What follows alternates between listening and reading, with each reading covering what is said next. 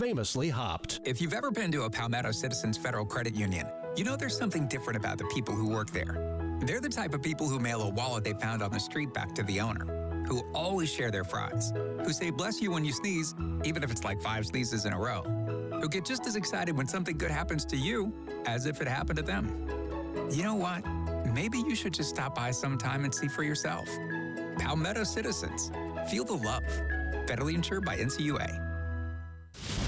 This is Monster Jam. Witness big air, two-wheel skills, backflips, and all-out racing. It's the only place to see the world's best riders tear up the dirt in your favorite Monster Jam trucks, like Gravedigger, El Toro Loco, Megalodon, and more. It's big-time fun for the whole family. Monster Jam, as big as it gets. Coming to Colonial Life Arena April 26th and 27th. Brought to you by BKT Tires. Visit monsterjam.com today. Clean the spring pollen and allergens out of your home the easy way with Zero Risk Air Duct Experts. Mention me, Bill Gunner, at 107.5 The Game and get $50 off your next air duct cleaning. Just use promo code AIR50 when scheduling online at ZeroRiskColumbia.com. Powered by Integrated Media. The Game TV. Sponsored by Shepherd's Glass. For auto, home, and commercial glass. ShepherdsGlass.com. In Chapin and West Columbia. The Game TV. Sponsored by Shepherd's Glass. Shepherd's Glass. And now, traffic sponsored by Wetzel's Automotive on the Game Network.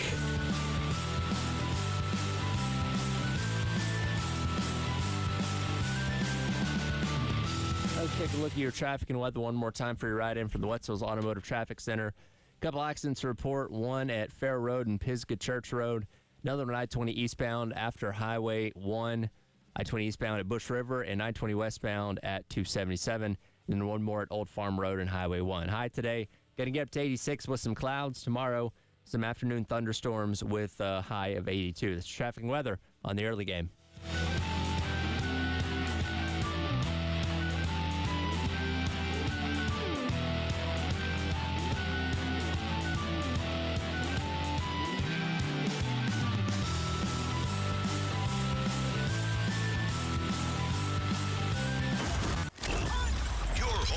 Gamecocks. 107.5 The Game. WNKT Eastover, Columbia. A Cumulus media station. The Extra Point with Tyler Head and Jack Veltri from Gamecock Central. Call or text 803-404-6100 on the Game Network and on 107.5 The Game app.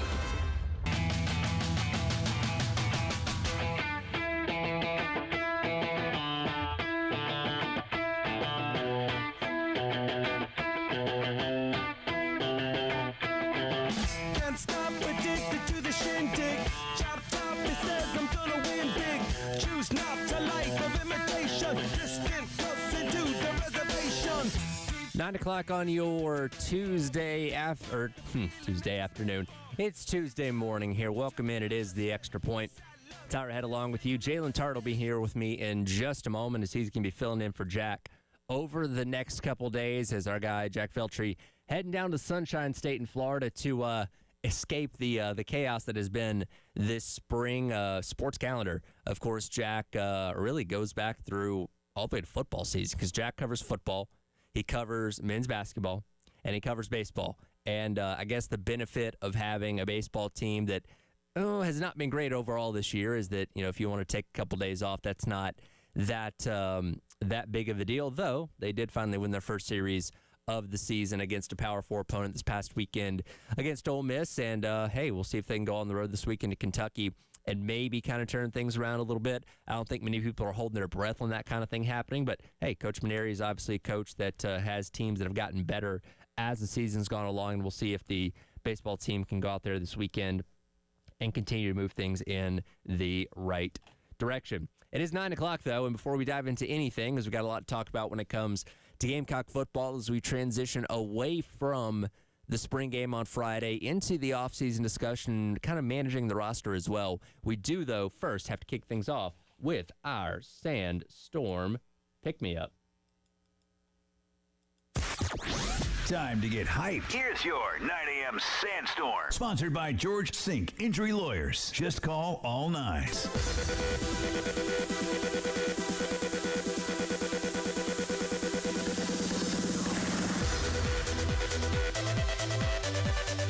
It is time for your 9 a.m. Sandstorm Pick-Me-Up, brought to you by South Carolina's largest injury law firm, George Sink Injury Lawyers. If you've been hurt in the car or at work, call George Sink now at 803-ALL-9s. Again, we are moving ourselves away from the spring game that happened on Friday night as, Jalen, you come in here now that, the winner and the losers don't necessarily matter from what happened on Friday night. It was about learning more about this team, developing players, and obviously seeing what you have as you head into this offseason and, going through the summertime and kind of figuring out what this team's ultimately going to be before the season starts in the fall. First off, my apologies for late.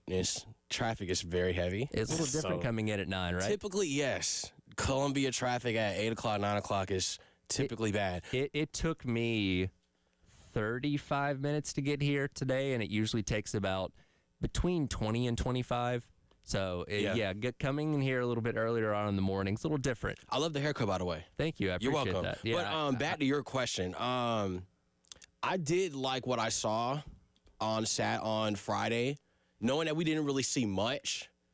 We saw a good sample size, and the fans saw a good sample size of what the team consists of in terms of talent on all three phases of each team.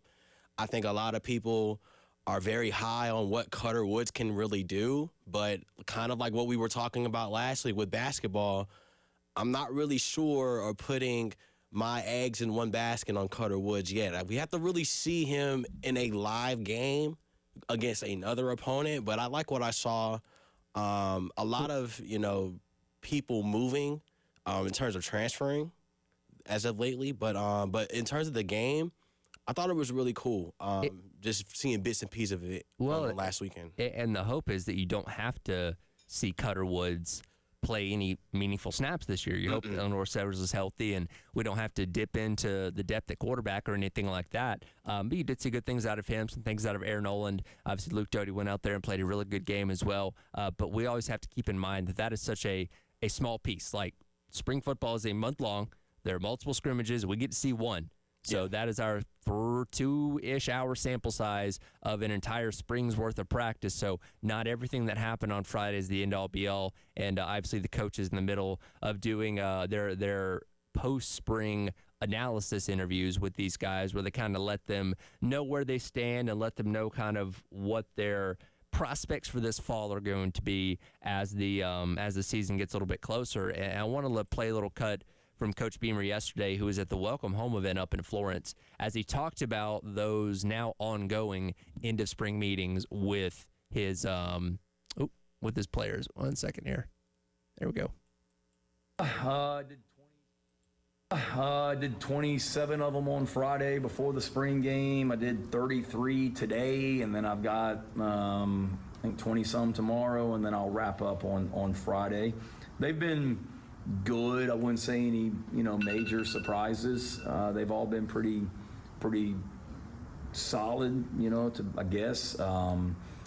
Couple guys that I know news is out. A couple guys that just decided, or one guy today that decided to move on somewhere else just because coming out of spring he wasn't going to be in our 2 deep, and like he told me, I want to play and I don't want to sit the bench again for another year, and I don't like seeing anybody, leave that soon, and don't like, guys to make that decision after 1 year, but certainly want all of our guys to be happy with their role. So as we sit here today, everything's been good. I know there's a lot of excitement with our guys in regards to the 2025 team and the way that we're doing things and the way the program's going, and guys want to be a part of that. And certainly there's a lot of different conversations and elements and aspects at play. But the meetings that I've had in my office, everything has been positive, and we'll kind of see how the rest of the week goes. And I know this, when I get to Friday and the portal closes, I'll sleep well and enjoy the weekend for sure. So, did you catch that little bit in there? Yeah. So he was talking about Cam Pringle, who did jump into the transfer portal yesterday, where he essentially said, "Hey, he was not on our 2 deep." I thought there wasn't a depth chart. He told us there wasn't a depth chart. Apparently there is. Apparently there is, and for Pringle to want out due to the competition, at the end of the day, you're going to compete. But I get that you want, you waited your turn and you want to shine where you want to shine. Your goal is to get to the league. So you have to do what you have to do. But I think, with the program, that speaks volumes about where Shane Beamer is taking this program and how much talent he's getting. It's like more and more competition is wanting to come to South Carolina and compete to play in the kid that a lot of people had high hopes for what he could do here. Now it's going to take time to develop and all those kind of things. He's huge. He's 6'8", so the size obviously speaks for itself. But just because you have the size doesn't mean you're going to translate to being an immediate impact on the offensive line. And he didn't think he saw himself playing anytime soon, and who knows what could have happened with injuries and other guys leaving and off-season stuff the next year and all those kind of things. But Cam Pringle, I get it. You have the opportunity as a student athlete to transfer wherever you want at this point in time, and he wants to go somewhere where he feels like he can find more playing time. Yeah, and like I said, he was really a good standout at South Carolina. I'm just very uncertain now of where he would go in the portal, but I think with the class, and Beamer talked about the freshman class all across the board being a solid class. It's going to be one of those players that's going to fill in that role to where they can wait their turn and learn underneath the veterans, so that way when their name is called, they're ready to perform at the highest level. Yeah, and again, Cam Pringle was not somebody that was going to play this upcoming season. Like Beamer said, he was at best maybe a third guy on the respective depth chart if it does indeed exist. But you hate to lose depth anywhere, and especially on the offensive line, because 2 seasons ago, the offensive line was completely ravaged on this team to where we didn't have the same starting 5 until I think, or week to week until I think game 9 or 10 that year, taking on Vanderbilt. So that was obviously an issue a couple seasons ago, and knock on wood, that doesn't happen again. But you like to hang on to as much depth as you possibly can, and that's kind of the thing. That's kind of the balance, especially as you get post-spring practice with this portal window being opening. You heard Beamer allude to it. It's going to be open through the end of the week on Friday, that you obviously know you're going to have guys go in. Yeah. So you're going to lose depth in some areas. But as long as you're not losing productive depth, then you feel like you're okay. Because, again, in today's world of college football and college sports in general, everybody loses guys to the transfer portal, and everybody gets guys in the transfer portal. So, and our guy Wes Mitchell from the Gamecock Central Takeover Hour has coined the phrase healthy transfer. When you look at a guy and say, yes, that's a body in whatever respective room that is, that hurts from a depth standpoint, but he wasn't somebody that was coming in here and giving us a lot of playing time in one area or a lot of numbers at one area, whatever it may be. And Cam Pringle, he played the Akron game last year, and that was in garbage time. So you're not losing anything from a productive standpoint, but again, you would like to have as many bodies in that offensive line room as possible. And I think coaches now are going to be calling his phone knowing that he is, a 4-star coming out of high school. They're probably going to want him to protect their quarterback at some school.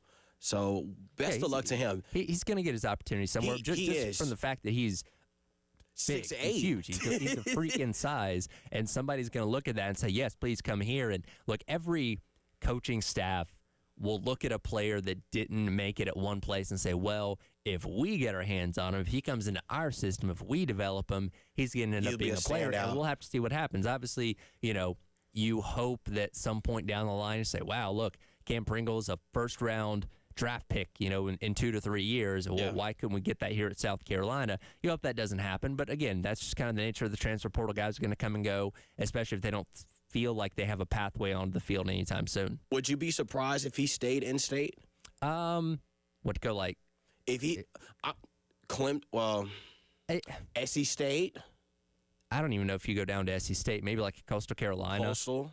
Kind of at the group of 5 level. I don't know, and I don't know what his prospects are. I don't as know of either. Right now, he could really go anywhere. And guys that commit to in-state schools out of high school may want to try somewhere else because they may feel like, hey, maybe I limited my options by staying in state initially, and again, you have an entire wealth of teams out there, and he's a 4-star. So he's going to find a landing place. I know we don't talk about it as much, but the transfer portal is a two-way thing. You go in, that doesn't mean you're going to come out, and there are hundreds, if not at this point, thousands of guys that enter the transfer portal that never find a new home, and that ends their college career. Cam Pringle being a 4-star recruit and a guy with the size that he has, he's going to find a new landing spot.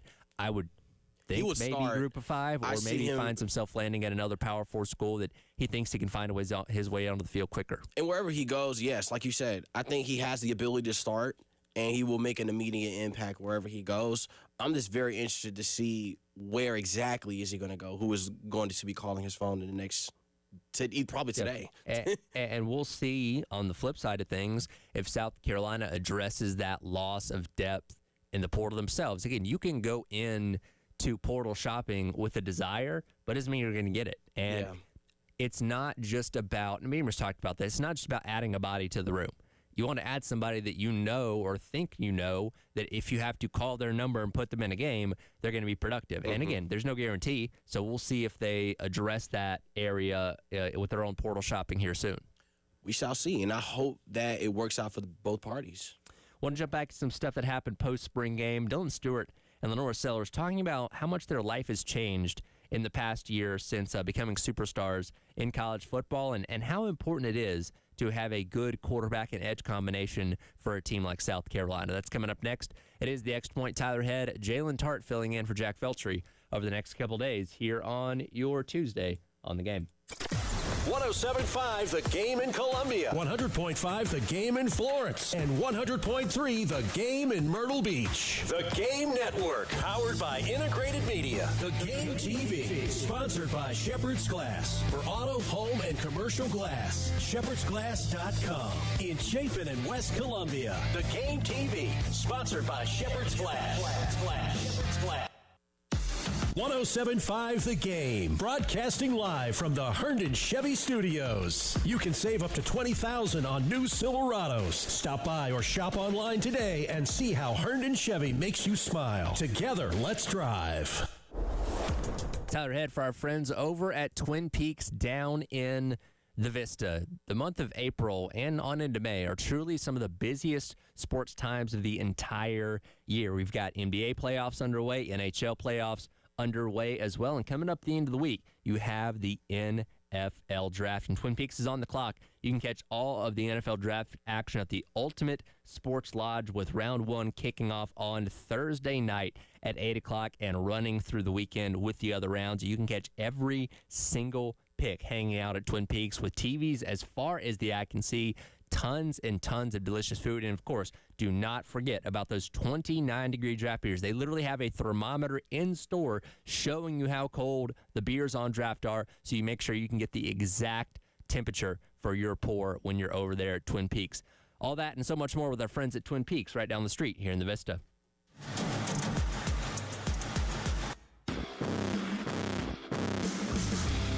What you're talking about. Sponsored by Love Chevrolet. Act now for springtacular savings on the best selection of new Chevys. I-26 at Harbison and at lovechevy.com. Together, let's drive. The spring tradition is here. Well, yes, the pollen is here, but we mean this tradition. The Spring Craft Beer Card. Available now at Sweet Deals. With each craft beer card, you get $25 to spend at 11 Midlands craft breweries and restaurants. It's a $275 value for only $59. There are 2 cards to choose from, or get them both. Head over to 1075thegame.com and click on Sweet Deals and get your craft beer card now. You make the best burgers in town, and customers love them. But when you're busy running your business, keeping up with reviews isn't easy. You need a boost. Cumulus Boost helps you collect, manage, and showcase reviews, so more customers find you. Learn more at cumulusboost.com. Confidence is knowing you're ready to handle whatever comes your way. That's what it feels like to take on your workday with Cintas. They make sure your AEDs are up to date, your fire extinguishers are tested and inspected, your floor mats are cleaned and delivered, and your workwear looks good, feels good, and is freshly laundered with the Cintas Apparel Plus program. So are you ready to take on today? Visit Cintas.com. Oh, I'm ready! And get ready for the workday. With Progressive Snapshot, you could save on auto insurance rates by driving safely, which is nice because you can just keep doing you. So keep on using that broken phone charger because it occasionally works. Keep quoting something you heard on a podcast as your own. Keep ignoring your sister's texts while you drive and after. And when baggage claim says, have a great trip, keep on saying, you too. And keep driving safely. And you could save with Snapshot from Progressive. Progressive Casualty Insurance Company and Affiliates. Snapshot not available in California or from all agents. Surcharge possible for unsafe driving. I'm Jason Reynolds. You may wonder if you're better off hiring a big corporate law firm with hundreds of lawyers, or should you go local? I'm Stephen Samuels. With the Samuels Reynolds Law Firm, you get me, or Jason, or Michael, or David. You have your own lawyer who can go toe-to-toe with anybody from big law to big insurance. Here's how you know. Call 803-779-4000. You won't get a robot. You'll get Abby or Andrea or one of our other wonderful people taking your call. Samuels Reynolds. True injuries, true lawyers. For pure safety and total clean, call Zerorez. Right now, get 3 rooms for the price of 2. That's 3 rooms of carpet cleaned, but only pay for 2. Mention me, Bill Gunner, at 107.5 The Game to secure this deal today. Book online at zerorezcolumbia.com. Powered by Integrated Media, The Game TV. Sponsored by Shepherd's Glass. For auto, home, and commercial glass. ShepherdsGlass.com. In Chapin and West Columbia. The Game TV. Sponsored by Shepherd's Glass. Shepherd's Glass.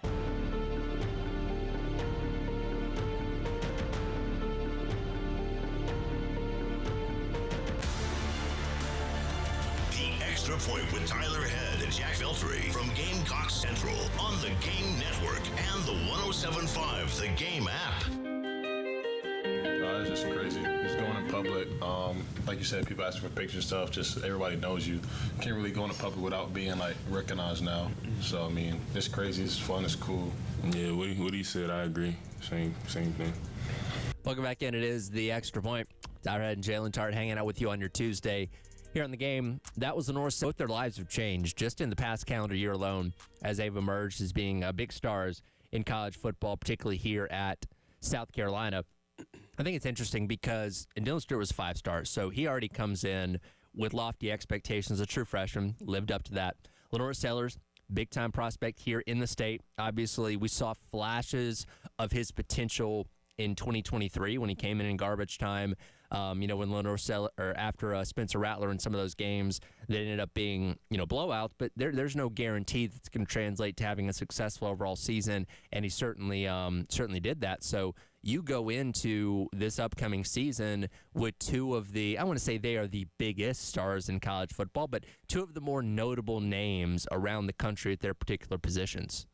I think that they are living up to the hype, and they're living up to the moment of what's going on, of them being recognizable, of them being star athletes. I think they're rising stars because Lenore's has 2 more years. Dylan Stewart. Well, Lenore's can play 1 more year if he's good enough. Yes. Just Stewart's guaranteed 2 more years. 2 more years. So I think now this is the time for them to have that breakout season that we kind of saw with the Clemson game and what we saw in the middle of the season of the LSU game and with the Alabama game. Go ahead. No, finish your thought. I was going to say, I think I can kind of relate to this too because, I don't want to say that I went viral for food, but they're going viral for their play on the field. Yeah. And now it's like the whole country is knowing who they are. And I think it's really nice that we haven't seen anything like this since Marcus Lattimore. Well, Spencer, we haven't seen a star player on the offensive side. We saw it in Steven Garcia, and we saw it in Jadeveon Clowney.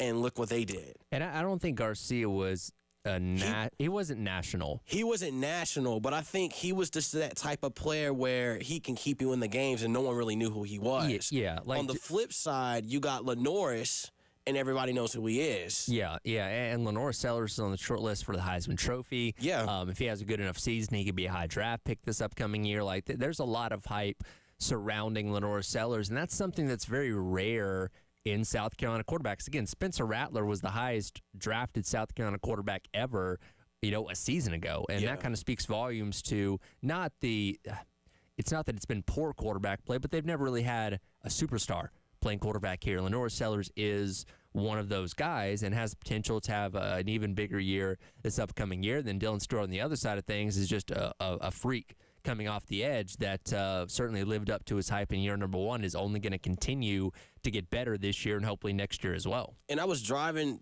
over the weekend to see my grandparents, and all I kept seeing was Lenore's on billboards. Yeah, he's everywhere. His name is getting around, and it's really, really good to see that a homegrown South Carolina kid. College football for this upcoming season. And I noticed kind of a correlation for a couple of different teams that we would deem to be in contention for the college football playoff. They have both a really good pass rusher and somebody that's really good playing quarterback as well, thought to be one of the better quarterbacks in college football.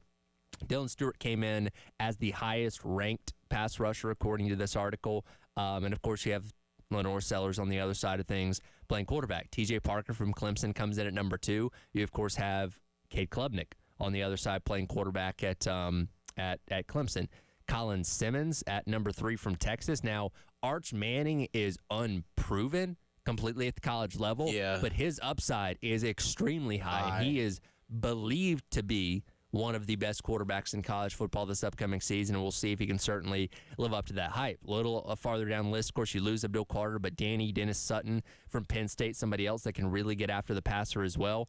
You have Drew Aller on the other side playing quarterback for Penn State, and teams like that again we kind of view as being up higher on the list of teams as favorites for the college football playoff, or just at least making the field. And it's nice to see going into this year that South Carolina can be included in that, because it's not only the fact that South Carolina has not always had stellar quarterback play over the years. And again, Lenore Sellers kind of in rarefied air as being one of the better quarterbacks in college football playing here at South Carolina. But pass rush has been inconsistent as well. And you've had Clowney and guys like that in the past, but you look at the past handful of years before Dylan Stewart got here, and Kyle Kennard obviously was a big part of season ago. South Carolina's been very inconsistent with pass rush. So to have a really good guy coming off the edge, as well as a really, really good quarterback taking your snaps for you, this is a special type of year for South Carolina in 2024 to have those two guys returning. But could there be other superstars on the defensive end that we probably are not paying attention to that could have a breakout year Probably. other than Dylan? Are you talking about on South Carolina or on the team just for Carolina in general? Just for Carolina, because it could be somebody, they could really have the best defensive front in the conference or potentially in the country. You hope there's another guy, right? And that's kind of the debate that we've been having, and the question that we have about the edge room for South Carolina is, okay, we know what Dylan Stewart is, and he's going to be fine. Now, do you have somebody coming off the other side? Brian Thomas Jr., JT Gear, Jalen Brown, Desmond Umeazulu, who can, if not take the attention away, be able to take advantage of the fact that Dylan Stewart's going to be getting double teamed on the other side. So that was the thing last year is, okay, you have Kyle Kennard on one side, you have Dylan Stewart on the other. You can only double one guy. So if you double Dylan Stewart, well, guess what? Somebody Kyle Kennard's going to eat on the other side. If you double Kyle Kennard, Dylan Stewart's going to eat on the other side.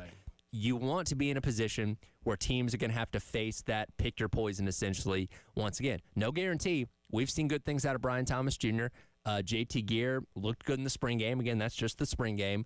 You hope somebody, and you're not saying, okay, somebody's going to have to go out there and get 11 and a half sacks like Kyle Kennard did a season ago. It doesn't have to be that. But if a combination of Brian Thomas Jr., Jalen Brown, and JT Gear can give you 12 sacks total, that's fantastic. Because that is replacing the production of one guy with a group of guys. I would take that in a heartbeat. It's just having a consistent presence on the other side that you really need this year. And I think Thomas could be that guy. We just have to see it, and he has to live up in the moment. If Dylan Stewart doesn't have a good game, because potentially we're going to be televised. The Virginia Tech game is going to answer a lot of questions about where Carolina, how will Carolina bounce back from the Illinois loss from last season? Yeah, well, just speaking defensively here, how do you reset on defense? Because, again, you are losing a lot of guys to the NFL, and that defense, they called it historic last year, and it was pretty darn good. You expect it to take a step back, but how far of a step back is it going to be is the question. Now, then offensively, too, it's like this is the first year we're seeing Shula under the play call line. I mean, he did a solid job during the spring game, so I'm interested to see, it could be an offensive threat, too. I mean, running back, we're typical. Carolina's historically is a running team. We rather run the ball than throw. So I wonder if there is a bona fide running back in the running back room as well offensively. And you're going to need a good offensive line to block for him because you can be a great running back. If you have bad offensive line, which we'll get here in just a moment, you're only going to be so good. So that's kind of the, I guess, bigger picture thing for this entire team. We have a lot of questions. And Virginia Tech isn't going to answer all of them, but it's going to give us insight and, okay, we should feel pretty good about this area, or, hey, we need to be concerned about this other area. Unfortunately, we have to wait 4 months for those questions to start getting answered. Yeah, and I think Carolina will have the year to where they would be in a position to achieve better than what they did last year. I think that they have the players, and they have the personnel, and they have the right staff to get it done and be better than what they were last year. Yeah, we'll certainly have to see. And we'll have these conversations continuing as the offseason certainly goes along. We'll also see what happens with South Carolina in the transfer portal these next couple of weeks as well. At the end of this week, though, you heard me talking about a little bit earlier when discussing Twin Peaks. NFL Draft coming up on Thursday. We'll discuss some of the hot commodities that could possibly be going in the top 10 coming up next. It is The Extra Point. Tyler Head and Jalen Tart along with you on your Tuesday here on The Game. 107.5 The Game in Columbia, 100.5 The Game in Florence, and 100.3 The Game in Myrtle Beach. The Game Network.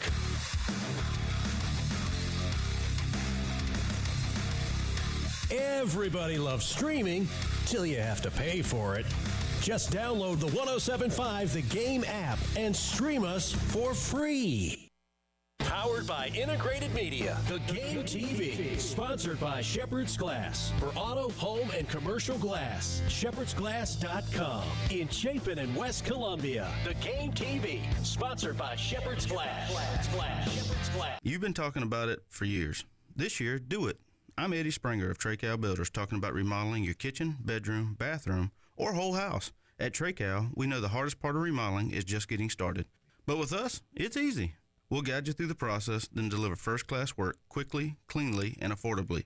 Call 360-8211, 360-8211, or visit TRECALbuilders.com. Treycow Builders, quality from start to finish. Progressive Commercial Insurance can protect your small business with over 30 coverage options, an easy-to-use mobile app, personalized discounts, and more. Get a quote in as little as 6 minutes at progressivecommercial.com. Discounts and coverage selections not available in all states or situations. Ever thought about hitting a golf ball in Williams-Brice Stadium? Here's your chance with Upper Deck Golf. Play an epic round of golf inside the stadium from May 8th to 10th. Experience unique golfing by hitting tee shots from the upper deck down to custom greens on the field. Start and end at the Clubhouse Festival with music, beers, food, and golfing challenges. The event is open to all ages, but hurry, because tee times are limited. Visit upperdeckgolf.com for more info. That's upperdeckgolf.com. Have you had a broken windshield compliments of those South Carolina roads? The insurance company might try to steer you one way, to the big national guy. But remember, it's your choice. Go local. Call Absolute Glass. We can repair your car back to factory specifications, including recalibrating all of your safety systems. We do great work and have been building long-lasting relationships for over 20 years. That's why we've been voted Best Glass Company in Lexington for 15 straight years. Visit us online at AbsoluteGlassInc.com or call us at 951-7200. And remember, if you can see through it, we can do it. Hey, Joy. Oh, you are glowing. Oh, hey. More like Mira joyed. That Miralax helped me go. I was so backed up. Tried mega coffees, prune juice, everything. Then Miralax. And hello, gentle relief without the harsh side effects. Ooh, how does it work? It works naturally with the water in your body for constipation relief. Find Miralax today at Walmart. Use as directed for occasional constipation. I can't believe how spotless my floors look after using the Swiffer Power Mop. No more dragging around a heavy mop and messy bucket. Now I get the same deep clean without all the work. Thanks to the powerful solution and scrubbing pad of the Swiffer Power Mop, dirt and grime don't stand a chance, and I don't break a sweat. Mic drop. Mop drop. Swiffer Power Mop. Swiffer Power Mop. A smarter way to mop. Try it or your money back. Looking for a dealership that treats you like family? Come to Herndon Chevrolet, where we've been proudly serving Lexington and the Midlands for over 50 years. Whether you're shopping for a new or pre-owned vehicle or just need expert service, you'll find it all right here. Shop online anytime at HerndonChevy.com or stop by and see why Herndon Chevrolet makes you smile. Herndon Chevrolet, Herndon makes you wanna smile. Personal injury lawyers are everywhere, and they come in all shapes and sizes. So how do you choose? I'm Michael Jeffcoat. I grew up in South Carolina. I went to school here, I met my wife here, and together we opened the Jeffcoat firm right here to help our community get the support they deserve.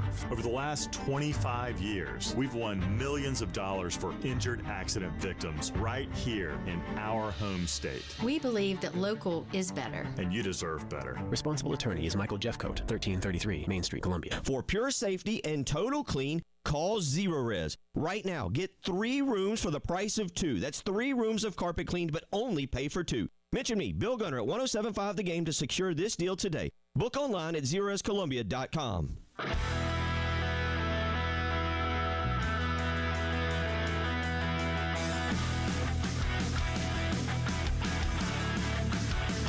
You're talking about, sponsored by Love Chevrolet on the Game Network and the 1075 The Game app.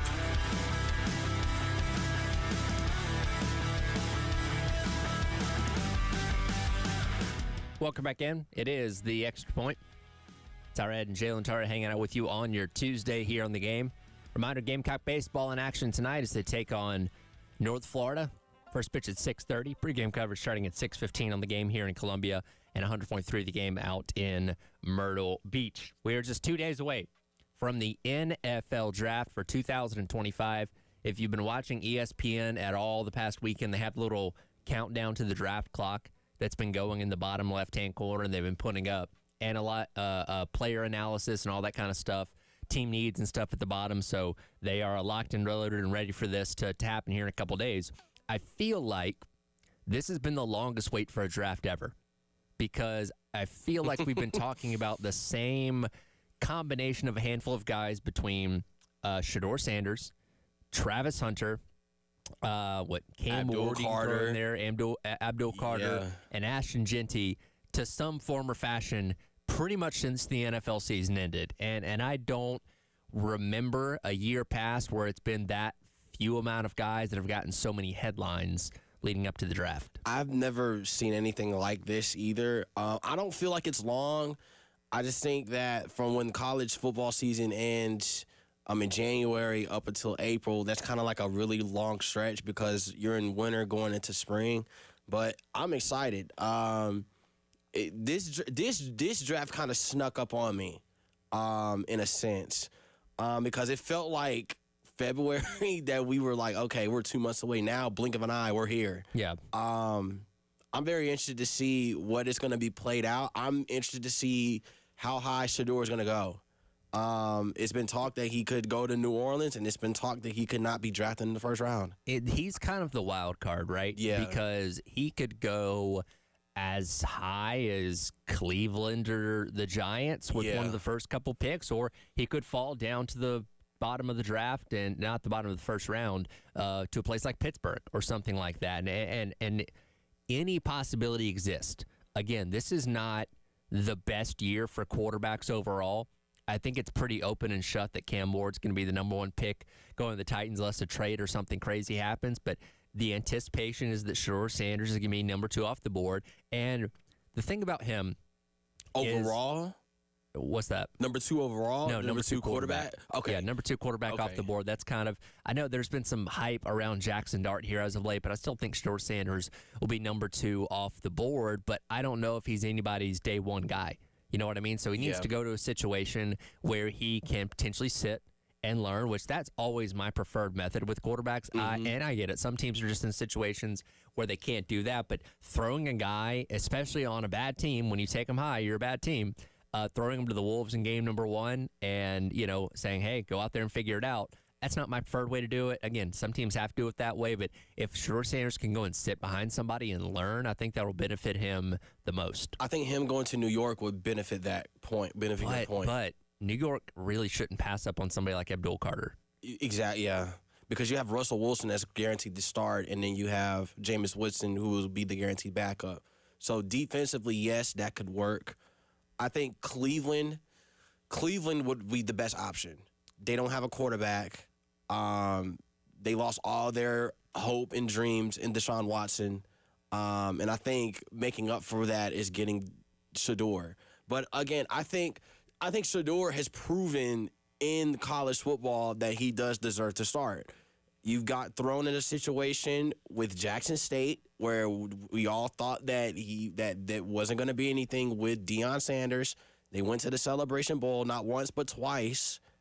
Then you get moved to Colorado where everybody was like, okay, they have not won since the 90s. And then in 2 seasons, you turn the program around with the performance that you have done, knowing that you haven't gotten to the college football playoff, but look what you've done historically for that school. Now, I personally think he could start, but it's others thinks that he may not start. I'm okay with both. I mean, as long as he gets the experience and thrives at the highest level, I'm okay with it. He's got to go to the right place. And look, the quarterback graveyard in Cleveland is huge. Right, and I think they're going to take Travis Hunter at number 2 overall. And, again, we'll see what happens with the Deshaun Watson stuff. But, he's definitely a wild card here. Somebody else that's a big wild card is Ashton Jeanty because he's a running back. Very talented one at that. We obviously know what he did in his time at Boise State. But the Raiders have the number 6 overall pick.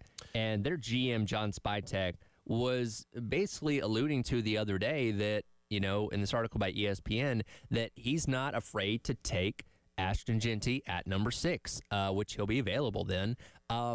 You get to the debate, though, about how high you should draft running backs. And I know everybody wants to have a Saquon Barkley because he's a freak of nature, a one-of-one type of guy, or maybe one of two when you count in Derrick Henry, who's obviously getting up there in age but still being very, very productive.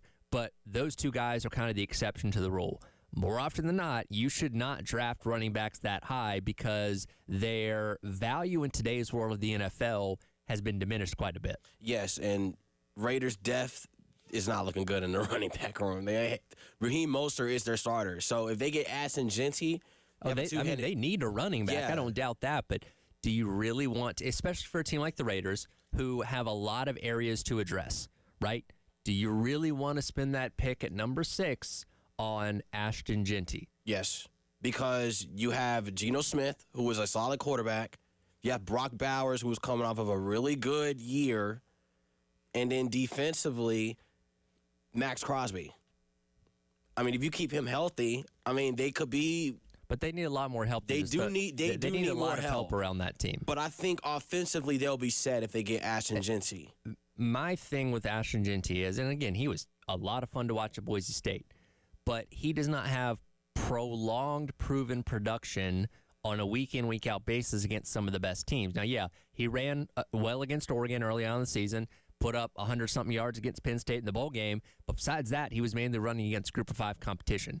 If he was coming out of a Power 4 conference like the Big Ten or the SEC, and he had that same kind of proven production, I think that's kind of a no-brainer. Okay, this guy has potential, but I'm weary of him being able to do that every single week in the NFL. It also doesn't help that the Raiders have a very poor offensive line. Yes. Their quarterbacks are one of the most sacked group quarterbacks in the entire league last year. They were dead last in rushing offense last year. Like, you can be the greatest running back in the world. If you don't have a good offensive line blocking for you, you can only be so successful. So those kind of things combined, I don't know if going with the number 6 pick at a running back at Ashton Jeanty is the right move. But it could be a formula for them to where they can get Ashton and then get offensive linemen in the draft, because they could use that as a leverage. I mean, we don't know. And that's something that I really hope they're going to address, because they definitely need to. My thing, because again, the higher you draft someone, the more you're going to have to pay them.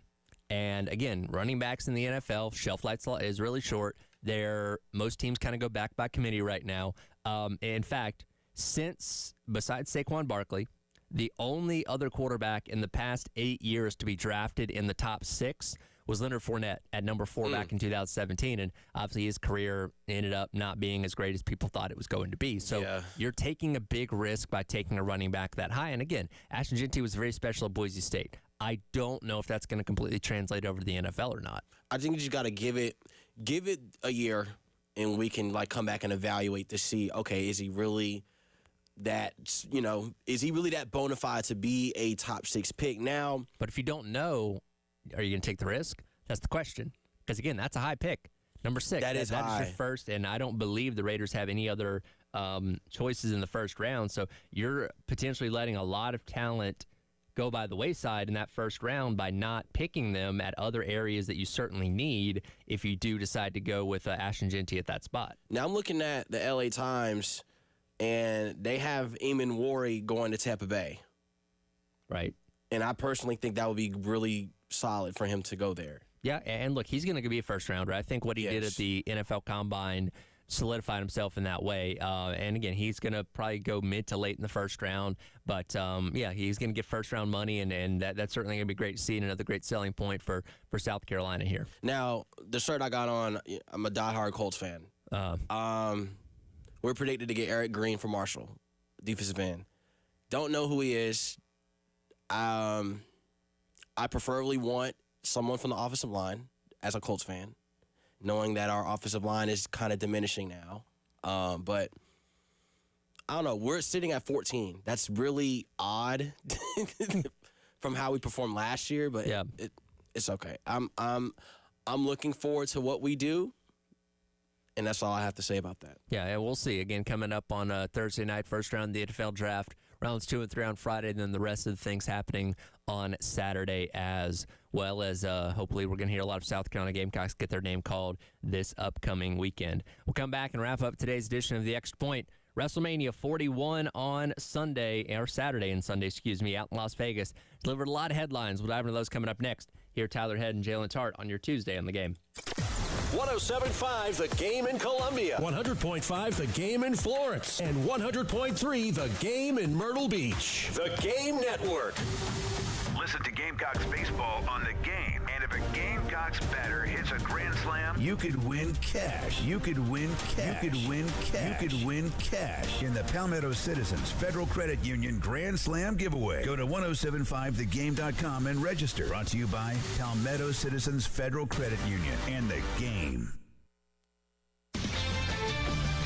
This is Boomer Esiason with Sports Minute. First, the Pirates moved the fan-favorite Bucco bricks to the recycling center. Then they covered a right field tribute to Roberto Clemente with an advertising banner. On Saturday, beleaguered owner Bob Nutting witnessed the endless lines of fans vying for a limited number of Paul Skeens bobbleheads. He decreed that all attendees will get them.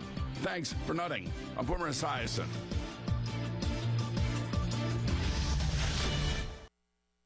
All right, when it comes to getting life insurance for your family, a lot of excuses can get in the way. But ask yourself this. If something were to happen to me, who would pay the mortgage, the kids' education, and the other bills? Then forget the excuses and check out Ethos Life, the online, easy way to get life insurance in 10 minutes. Ethos has rates that you can afford, like a $500,000 policy for a 40-year-old male starting at $1 a day or $30 a month, with a few health questions and no medical exam. Get your free quote right now at checkethos.com. That's checkethos.com. Not available in all states. Rates do vary. I'm at the movies, asking people if they'll switch seats with me for $574. Here, take mine. So what about $574 if you switch your home insurance to Allstate? Too much work. Not if you call them. They handle the switching. Now, that's a plot twist. Shh. Check Allstate first, and you could save hundreds on quality home insurance today. You're in good hands with Allstate. Not available in every state. Based on the national average annual savings for new home insurance customers surveyed in 2023 who switched to Allstate and reported savings. Savings vary. Spring into deals with fresh savings at Lowe's. Right now, get 4 Stay Green or Premium 2 cubic foot mulch bags for just $10. Plus, get up to 35% off select major appliances and save $50 on every $500 you spend on select LG appliances. Shop in-store or online today. Lowe's, we help, you save. Valid through 4/30. Selection varies by location. While supplies last. See associate or Lowe's.com for more details or qualifying items. Excludes Alaska and Hawaii. Progressive knows if you have to choose between everyday life and your boat, boat wins. What are you going to do? Take a boat out out for a spin or go mail something? Bo wins! Are we cleaning the patio or taking the boat out fishing? Bo wins! Are we skipping that eye exam to go sailing? Bo wins! Rescheduling eye exams can be a nightmare. All right, fine. Eye exam, then boat. Yeah! With Progressive, you can bundle your boat with your home or auto and save with a discount and spend more time enjoying those savings on your boat. Progressive Casualty Insurance Company, affiliates, and other insurers not available in all states and situations. The largest in-home senior care network with over 30 years of trusted experience delivering the peace of mind you deserve. Visit Home Instead online for a better what's next. On a first date, feeling real stressed. Got secret in my pits, he's impressed.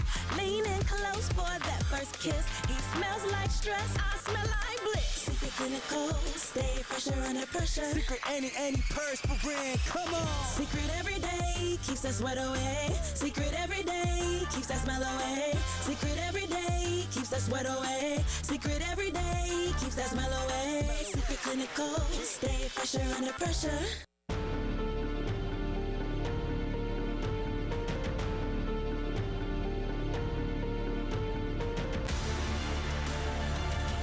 Extra Point with Tyler Head and Jack Veltri from Gamecock Central on the Game Network and the 107.5 The Game app.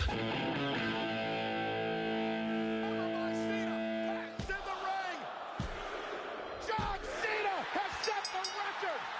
John Cena is a 17-time world champion. That was called on Sunday nights at Allegiant Stadium in Las Vegas. Michael Cole on Peacock for WWE. John Cena, yes, indeed, has now set the record for most world championships, eclipsing the great Ric Flair with 17 now as he pinned Cody Rhodes in the main event of WrestleMania 41. Jalen, for those that may not know, you, like myself, are a very big wrestling fan. I was reading some of the numbers earlier. The highest grossing WrestleMania of all time, the most viewed WrestleMania of all time.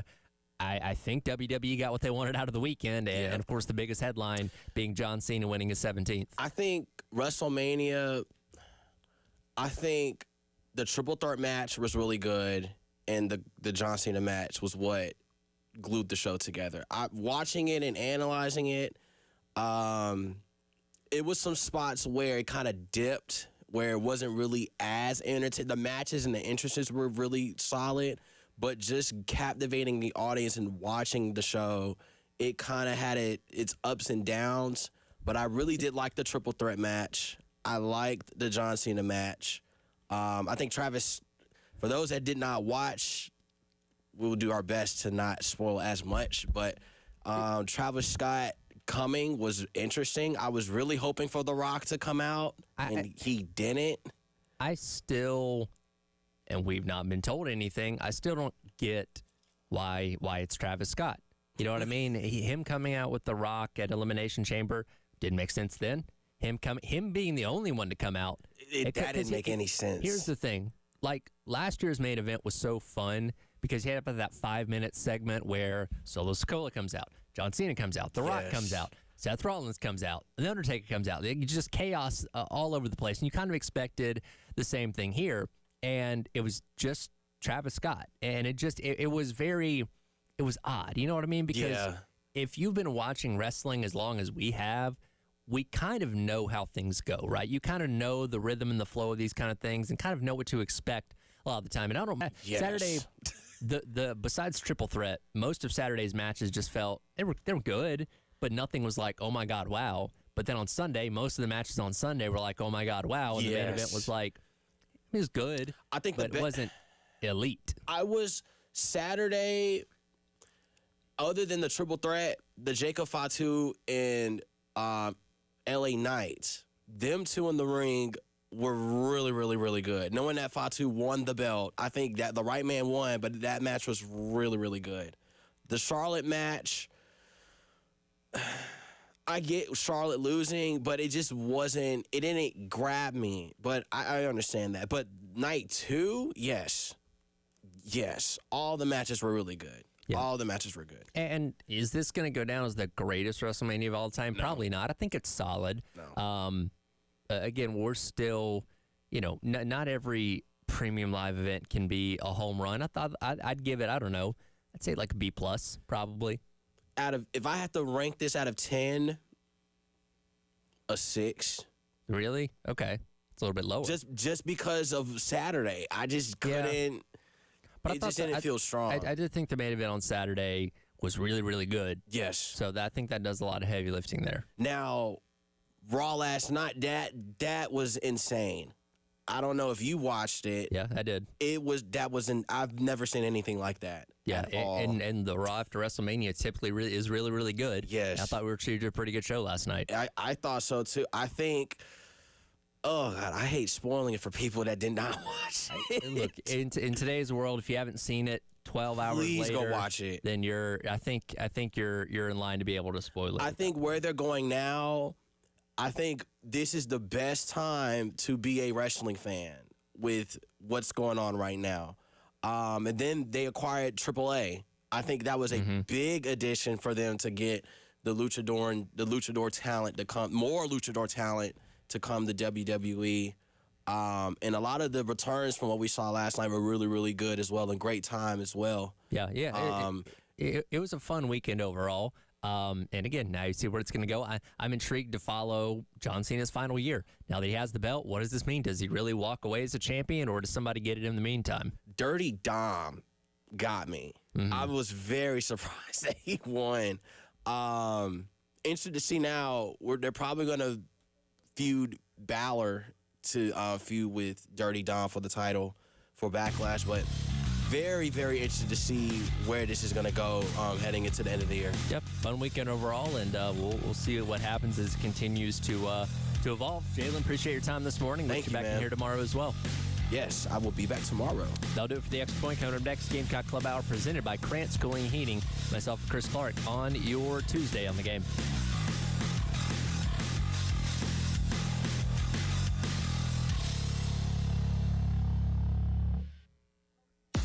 107.5 The Game, broadcasting live from the Herndon Chevy Studios. You can save up to $20,000 on new Silverados. Stop by or shop online today and see how Herndon Chevy makes you smile. Together, let's drive.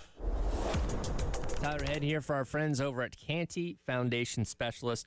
I'm looking at my weather app right now. We got some rain rolling in tomorrow and on Thursday. And if you have an open crawl space under your home and recently experienced a storm, you may have standing water underneath your home. The high humidity and condensation from the water in your crawl space can create things like mold and mildew and invite pests like termites into your home as well, which you absolutely do not want. That can also affect the air that you breathe in your home, because about half the air in your home comes from your crawl space. That's where our friends at Canty Foundation Specialist come in. Go online to schedule an appointment today at cantycanfix.com. They'll send a professional out to your home to evaluate your crawl space and foundation needs and get them fixed so you and your family can live without worry going forward. Again, go online to schedule an appointment today at cantycanfix.com for our friends at Canty Foundation Specialist.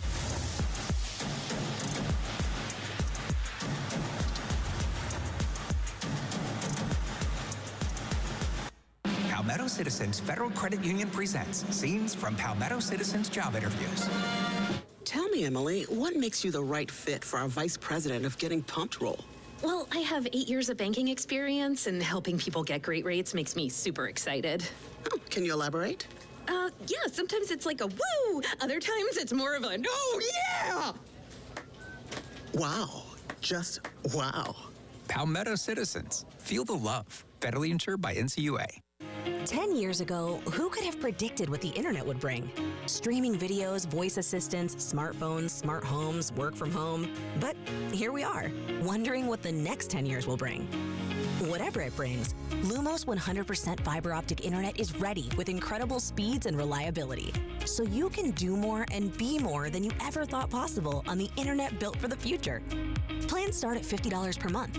Learn more at lumosfiber.com/next. For pure safety and total clean, call the experts at Zerorez Carpet and Air Duct Cleaning. Their ZR water technology replaces those old school chemicals and harsh soaps, leaving your carpets cleaner longer. Right now, you can get 3 rooms for the price of 2. That's 3 rooms cleaned, but you only pay for 2. Mention me, Bill Gunner, at 107.5 The Game to secure this deal, or book online at ZerorezColumbia.com and ask about Zerorez Commercial Cleaning 2. Zerorez, all they leave is clean. What's up, Gamecocks? Ben Cato, 3rd generation owner of Cato's Power Equipment.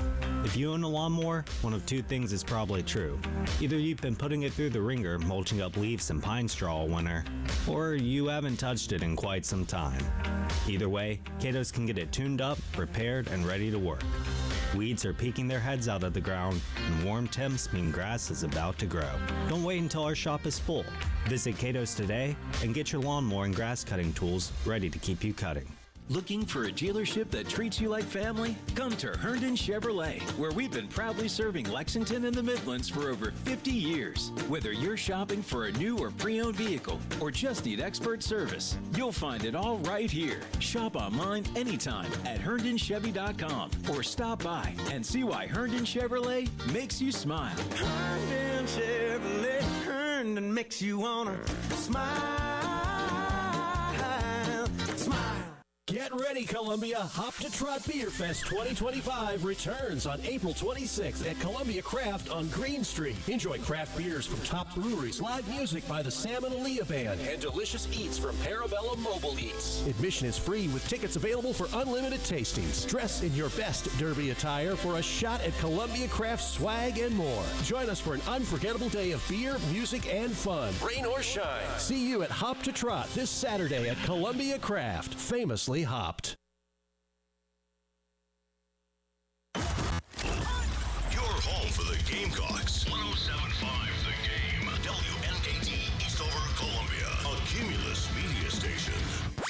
The Gamecock Club Hour. Sponsored by Krantz Heating and Cooling. Call or text 803-404-6100 on the Game Network and on the 107.5 The Game app.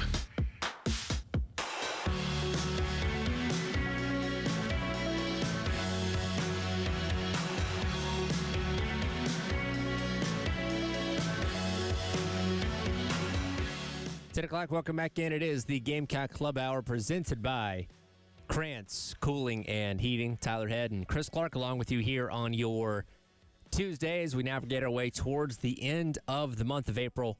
Of course, spring football has officially concluded for South Carolina with the spring game on Friday night. And Chris, we took a lot of time kind of diving into the specifics of the game yesterday. One thing we didn't talk about as much, though, was, man, the crowd was amazing. I know we talked about it a little bit at the beginning of the show yesterday, but one loop back around to it, I think what they estimate 36,000 people or somewhere in that neighborhood, certainly a few more than you had a year ago. And for a Friday night on a holiday weekend with a lot of things going on around the state, a pretty darn solid turnout for Carolina's spring game. Yeah, really nice turnout. And, I think some things helped that. Remember when Shane Beamer was discussing the decision to put this game on a Friday night. He kind of said, hey, look, I know it's Heritage Weekend. I know it's the weekend of the Masters, all that stuff. But not the Masters. What did I say? Easter. The Heritage and Easter weekend. Yes, Easter weekend. I had Masters on the brain still. I think I saw something on TV about it just now. But the weekend of Easter, the Heritage Weekend, but, hey, it's a spring game. It's not on television. So I think all those things helped. Certainly there were some people that, went Friday night who couldn't have gone Saturday. There's some people that if it were a Saturday game, they would have gone, didn't go on Friday. But the interest level because of it, you didn't have the option to say, you know what, I'm just going to kick back and watch it on TV. Couldn't do that. Yeah. And so I think that probably helped him out. But still, kudos to the fans for coming out. It's a good crowd. I was kind of running through the numbers of some of the other spring games going on around the country, and I've noticed kind of a trend. A lot of teams saw regressions, and again, most programs aren't putting them on TV this year as opposed to years past, but Ohio State, Tennessee, Georgia, a lot of these other programs saw significant regressions in their spring game attendance. And again, what bearing does that have on the season upcoming? Nothing really. They're still going to pack out their stadiums when the real games start happening, but I think, and again, there's a lot of other factors that play into it, but the significance and excitement level that this fan base in particular has coming off of a strong season, to be able to go out and put out that kind of number on a Friday night, I think kind of speaks volumes to what the hype surrounding this team here locally is going to be and what the anticipation for hopefully a successful year 5 under Beamer will be. Well, here's one point, and I think we talked about this a little bit yesterday. South Carolina had a spring game, and it's not going to diminish their chances to win this year. You know, Yes. I mean, and I know that's kind of it's a little bit of a straw man because I think the only coach who went to the level of paranoia of canceling the spring game because somebody might have seen one of his players and been impressed was Matt Rule. Which they ended up kind of having a spring game, yes. but it was between their 3 and 4s Yes. on the depth chart. Basically fighting for roster spots. Yes. So they kind of backed off that a little bit. But in the age of more and more people changing the format to a spring game, I think if you went to it, or even if you just kind of followed along or listened to us on the call, like you saw why, I think you saw evidence of why it's still a good idea in 2025 to have one, you know, because you had a lot of players. And look, players practice. It's not like they have to have a spring game to get practice reps or even scrimmage reps. But to have the opportunity to do it in front of a crowd, some of those guys, that's the biggest crowd they're going to play in front of. Mm-hmm. Like probably ever because, you know, some of them might get in late in an actual game on the road or in Williams-Brice. Some of them might not. And so to have that opportunity to do that at night, under the lights, fireworks show after, with a crowd, like that was a pretty cool thing. But even beyond that, you know, it's a chance for guys to continue to develop, to get them in kind of a competitive situation. Shane Beamer has always taken the stance of, hey, I think as opposed to hiding from it and saying it detracts from our program's success, he thinks it adds to it. And I tend to agree with that. I mean, I remember before college football got so paranoid, South Carolina had open practices under Steve Spurrier. Not in the spring, in the preseason. Yeah. So shortly before the season start, you can go out there, back up your truck. We would take our camping chairs out. You're sitting there, and about 20 feet away, you've got Alshon Jeffrey versus Stephon Gilmore one-on-one. And they still won a lot of games. Yep. I don't think they won or lost a game because they opened practice. And I understand, look, this is just how it is nowadays. It's kind of a trend. Practice is a lot more closed. That's fine. My point is, I don't think having this high level of secrecy around things, I don't think that really helps you. You think Virginia Tech had anybody in the building on Friday night? Maybe. I mean, it's open. Anybody can walk in. Yeah. Just got to do is pay for parking. No, you have to have a ticket. Yeah. You don't have a ticket, and nobody's going to check your allegiances anywhere. So is that kind of, if you're trying to learn something from the spring game, and again, for a team like Carolina that does the draft and mixes up their roster, what can you glean from it if you're trying to scheme them up and figure them out for a game 4 months from now? I don't know. But I would imagine there's at least one person in that stadium on Saturday or on Friday night that has some kind of ties to the Virginia Tech program, trying to garner information for them. Hey, maybe so. They saw the one thing they could take away, potential trick play with Elijah's play. Yes, if they put that in. So they're not going to get caught on that one. How funny would it be, by the way, if they actually ran that this year? If they run that, we're not going to be able to tell Elijah anything ever again. I think they should line up, and then the other team might be like, Virginia Tech's like, their DC's going, are they actually going to run a play a radio guy came up with? But then they just like run like a wishbone running play. Yeah, you can like use this deviation. Like, okay, I know you saw this one thing at our spring game, but we're going to do something else out of on you Twitter. Saw a clip on Twitter. Yeah, I guess that's we shouldn't have put it out there on Twitter. Coniger and those guys taking the video of it should have put it out there on Twitter, because now opponents are going to know about it, as opposed to it being held in secrecy from only being run in the spring game. Yeah, but I mean, I don't know. But look, that happened back in the day. I mean, I've heard so many stories of people, people watching practice here, people affiliated with this program getting some information from practices other places. Like, that happened. And when you open something up, you open yourself up to those kind of things. Now, the practices you guys get to view now, you have to be a credentialed media member. They do a limit who comes in, so nobody can wander in off the street and look at those kind of things. But like I said, and it seems so foreign now, but like you said, back in the day, anybody could go. Just go hang out, watch practice. Hey, that was a cool play. Wonder if they're going to run that game this upcoming weekend. The guy next to you is furiously writing notes down. Like, I wonder if he has anything to do with the opponent they're playing this weekend. Yeah, I mean, the whole landscape has changed a lot, frankly. You've got, recruiting back in the day, for instance. I mean, when I started covering recruiting, the first like major cycle for me was 2009. Like, that was a big one. Stephon Gilmore was in that class, Alshon Jeffrey. And, you know, back then, there was, like, social media was around, but it was still very young. Its infancy. It was in his infancy in a relative sense. And so it wasn't, guys weren't putting out graphics for their top 5. They weren't, you know, that just didn't really exist. And so you were, you know, if you got a prospect on the phone and got an interview, like, you might have been the only person to talk to him. Sure. And nowadays, there's 8 zillion reporters and there's social media. But, you know, that part has opened up more, whereas practice and other aspects of the program, you know, that's been dialed back a good bit. Yeah. One more thing I want to hit here is last night, Gamecock Gala Awards. A couple of football players being represented there. Have Kyle Kennard with new Student Athlete of the Year. Obviously, very successful year coming in out of Georgia Tech. And then, I guess to the surprise of no one, the North Sailors wins Male Athlete of the Year for football as well. Yeah, I mean, well-deserved for both of those guys. I mean, Kyle Kennard, every time he wins another award, he's won a bunch of them, it just strikes me like it really kind of seems like this guy, similar to Spencer Rattler, ingrained himself in the culture here in South Carolina. Although the difference with Kyle Kennard is he literally just spent a year here. You know, and when he got here, he didn't have anything close to the buzz or the anticipation that a Spencer Rattler did. And there were reasons for that. Rattler was a quarterback, former 5-star, former #1 quarterback in the country, you know, had been with Shane Beamer at Oklahoma. There were tons of reasons for that. But, you know, when you think about what are the most important positions on the field, a lot of times you're going to think a quarterback and then you're going to think of an edge rusher, kind of like Sellers and Stewart going into this year.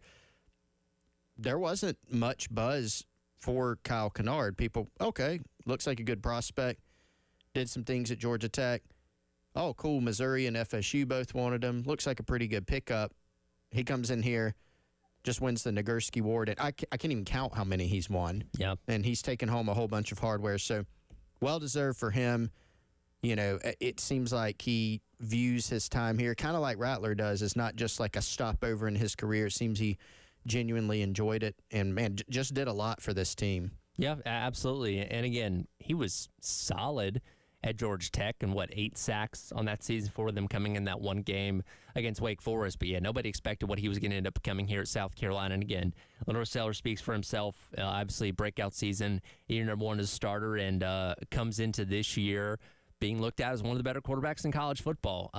You obviously hope he can pick up where he left off a season ago and doesn't have to wait, halfway through the year to really hit a stride that he can come out of the gate firing on all cylinders and hopefully have the type of season that he's going to be hyped up to have over these next couple of months. Yeah, it's crazy to think about that journey for Sellers. You know, if you go back to high school, this is a guy that was committed to Virginia, committed to Syracuse, commits to South Carolina late in the process.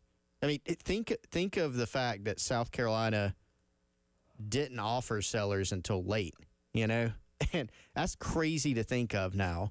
Yeah. It could have ended up being one of those, hey, who was it? Texas didn't recruit. Well, they didn't recruit a bunch of different really good quarterbacks. Texas didn't recruit, Johnny Manziel or whatever it was. Yep. But instead, they make the right decision. Sellers makes his decision, comes here, red shirt, sits behind Spencer Rattler, gets everybody intrigued with some of the plays that he makes, and then you just see the growth over the course of last season. And knowing that not only can he do some of the things that he's already shown us he can do, but that there's room to grow, that's an exciting thing. Yeah, absolutely. And again, he's a guy that, never wavered in his commitment here to South Carolina and somebody that we're excited to have back for your #2 as a starter. Same can't be said for the ongoing saga of Nico Iamaleava and what's happened with him departing Tennessee and ending up at UCLA. And for the first time in college football history, I think we have an official trade. We'll dive into that coming up next. It is the Gamecock Club Hour presented by Krantz Cooling and Heating. Tyler Head and Chris Clark on your Tuesday here on The Game. 107.5 The Game in Columbia, 100.5 The Game in Florence, and 100.3 The Game in Myrtle Beach. The Game Network.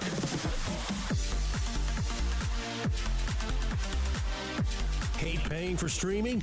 Well, the 107.5 The Game app is free. Yes, free. Just download the 107.5 The Game app. 107.5 The Game, broadcasting live from the Herndon Chevy Studios. You can save up to $20,000 on new Silverados. Stop by or shop online today and see how Herndon Chevy makes you smile. Together, let's drive. All right, if you're planning on remodeling the inside of your home soon, upgrading the backyard with a patio, fire pit, or pool, or maybe you're not remodeling but you're moving to a new home or even building a home, don't forget to add integrated media to your list of to-do items, from installing internet lines to in-ceiling speakers in your home office or your kitchen remodel to installing outdoor speakers and a waterproof TV around your new backyard setup. Integrated Media has you covered. If you're planning to build your custom home, make sure you don't forget about planning for all of today and tomorrow's technologies. You might not need those coax cables anymore, but you do need Cat 6 internet lines. Some builders don't even realize this. So if you need experts, if you need a great opinion on AV, anything technology related, 803-948-8327. That's Michael, Nathan, and the friendly, helpful, knowledgeable team at Integrated Media. They can help you with any remodeling and new home construction. IntegratedMediaInc.com.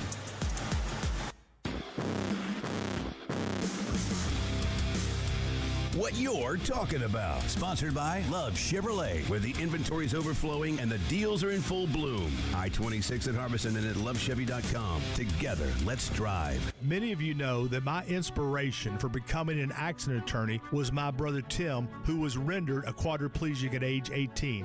I didn't know what a personal injury lawyer was or what they did, but I soon did. Tim was treated terribly by the insurance company, and I became enraged. It was a constant delay and deny.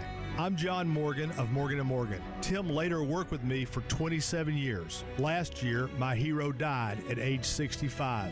You can see my eulogy for him by visiting mybrothertim.com. He was one hell of a man. Because of Tim, together we built the largest injury firm in the world, and our clients are treated the way I would want my family to be treated. At Morgan & Morgan, nobody is a nobody and everybody is a somebody. If you need our help, visit forthepeople.com on your phone or computer. See you soon, Tim. Morgan & Morgan, forthepeople.com. Injured? Dial # law or visit forthepeople.com for an office near you. Introducing the new Blueberry Lemonade Ale from Steel Hands Brewing, the perfect sip to spring forward. Bursting onto the scene this March, this seasonal gem features a 4.5% ABV and comes in convenient 16-ounce 4-packs. Fermented on real blueberries, it offers a delightful berry aroma with a refreshing hazy wheat pour, kissed by zesty lemon juice. Say goodbye to winter blues and hello to vibrant freshness with Blueberry Lemonade Ale from Steel Hands Brewing. Are you considering a new roof or repairs but unsure where to start? Crescent Construction offers free roofing estimates to help you make informed decisions with ease. Our expert team is ready to assess your needs and provide comprehensive insights. Visit our website, crescentcarolina.com, to learn more about our services and schedule your free estimate today. Trust us to guide you through the process with professionalism and care. Don't wait. Contact us today at crescentcarolina.com. They say perfection is a journey, and at Carolina Stone Craftsman, that journey leads us to just outside Columbia in Chapin. Our marble, our granite, our quartz, they're sculpted with the highest craftsmanship, honed with family values, and delivered with professional results. Explore the craftsmanship of each slab, see all our new showroom has to offer, and experience our custom hardscapes. Crafted to perfection, experience Carolina Stone Craftsman's workmanship. Take us for granted. Your journey to perfection starts with us, Carolina Stone Craftsman, just beyond Columbia and Chapin and beyond your expectations. Carolina Stone Craftsman.com. For pure safety and total clean, call Zerorez. Right now, get 3 rooms for the price of 2. That's 3 rooms of carpet cleaned, but only pay for 2. Mention me, Bill Gunner, at 107.5 The Game to secure this deal today. Book online at ZerorezColumbia.com.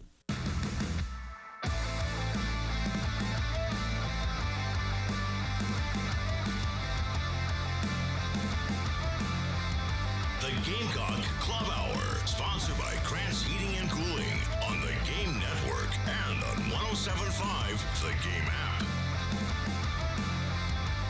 Welcome back in. Gamecock Club Hour presented by Krantz Cooling Heating. Tyler Head and Chris Clark along with you on your Tuesday here on the Game. You know, Chris, I guess nothing's impossible in today's world of college sports.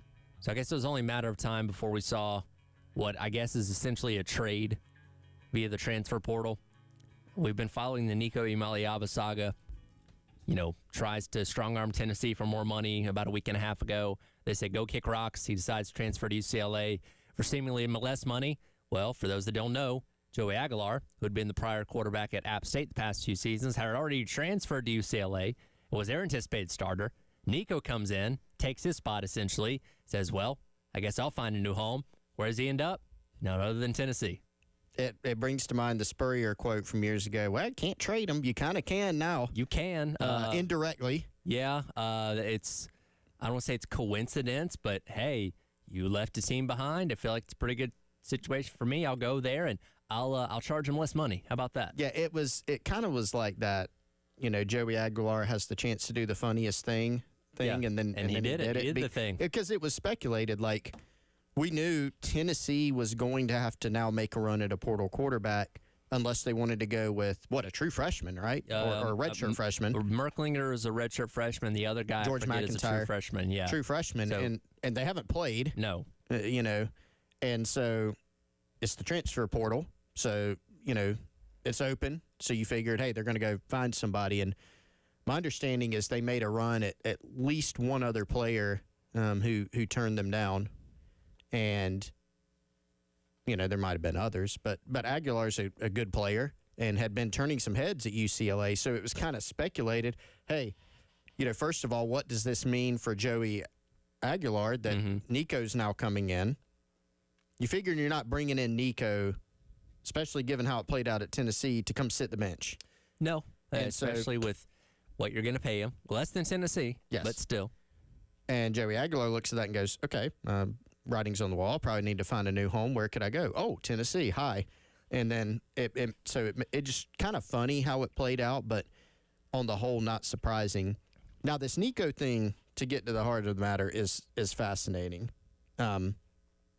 First of all, we are here because people are, basically refuse to bargain this thing out. Yep. So if you're someone who is complaining, and when I mean someone, I don't mean like a college football fan. I mean somebody who might actually have some power, some say-so, administrators, people in charge of college athletics. I will say again, there has to be some type of bargaining. And if that means that athletes have to be employees, that's probably just going to have to be what happens. I don't see another way around it. Your two options are continue to do what we're doing, which it seems like nobody likes. I don't know really anybody aside from, like, players, I think, kind of like it. Agents, I'm sure, the players that are benefiting the most from it like it. Love it. But there are even negatives for the players. Like right now, some of them get taken advantage of. Sure. I'm sure the agents who are benefiting from this, some of them, frankly, lying to their clients, love it. And not all agents are bad. But you basically, let's continue going like we are, which I don't think we won't. That is, let's change the rules on a daily, weekly, monthly basis based on the latest lawsuit. Nobody wants that. Or wait on Congress. This is not a political show. I'm not holding my breath on that one. I don't think anybody is. Don't hold your breath on Congress saving you. There are other things to worry about, and even if it was their top priority, they might not be able to get the thing done. Sure. So the solution is bargain this thing out. So that's kind of a side note. This is kind of a mess, Yeah. Not ideal for Tennessee. Nico, remember, he was one of the first big NIL deals. Well, and they sued the NCAA for the way they went about recruiting him out of high school. Yep. And giving him that $8 million NIL deal now 2 years ago. And they won. They won, as everybody does against the NCAA. And look, I go back to what I said last week. I don't blame Nico for trying because, again, there's no set market here. If you think you're a $10 million quarterback, you can go ask for $10 million. Not really guaranteed you're going to get it. And what, unfortunately, Imaliava's camp learned is when you don't have leverage and they say, okay, well, then go somewhere else then. And then you got to scramble and figure that out, which they've had to do. But I don't blame him for trying because, again, there's no parameters on this. You can do whatever you want. Well, and it's kind of, if you play the games, you have to live with the outcome. I don't even say play stupid games, win stupid prizes. I mean, at the end of the day, he's landing what's probably still a multi-million-dollar deal. Before taxes. For California taxes at UCLA. Yeah. Still a good program, like overall, Power 4 program in his home state.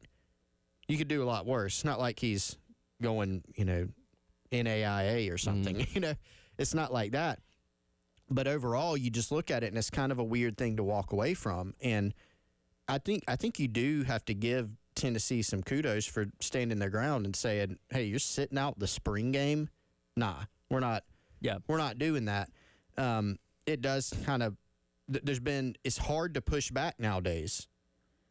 And I'm someone who very much advocates for players' rights, NIL. Like, I'm about as pro as you can get. But at some point, when there's not rules, you got to find a way to push back. And, Tennessee was able to do that. The strange thing to me was that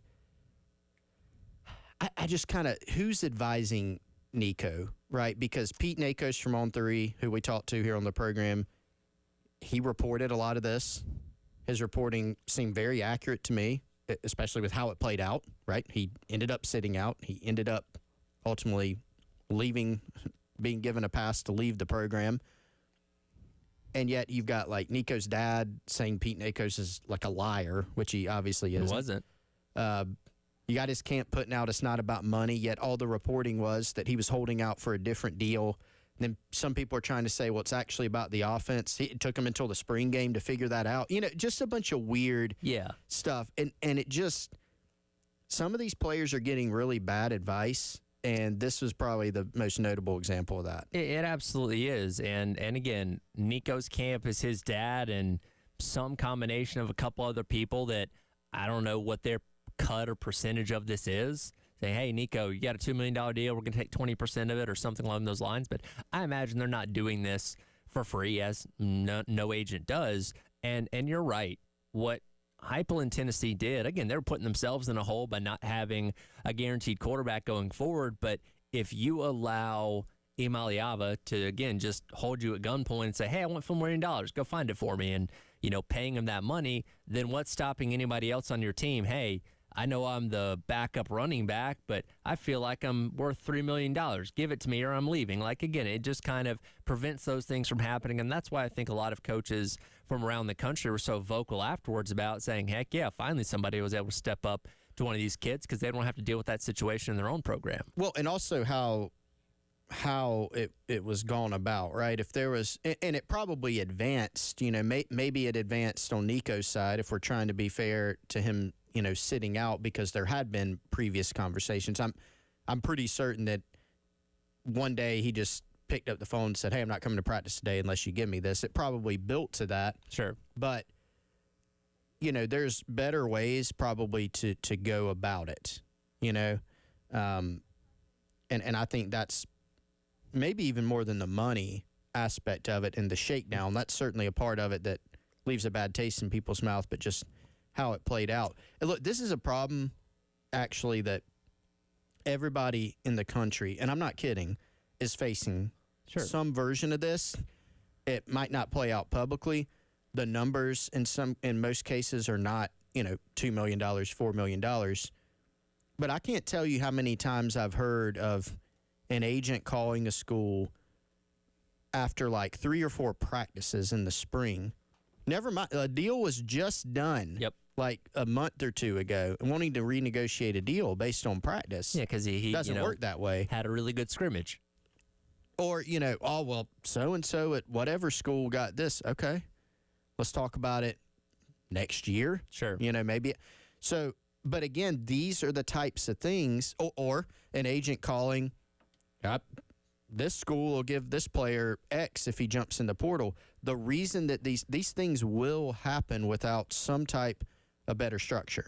And the way that we're doing it now, everybody's waiting on the House case to be the savior. It will not be. Even if it goes through, it's not going to be the catch-all magic bill. It will set things in motion.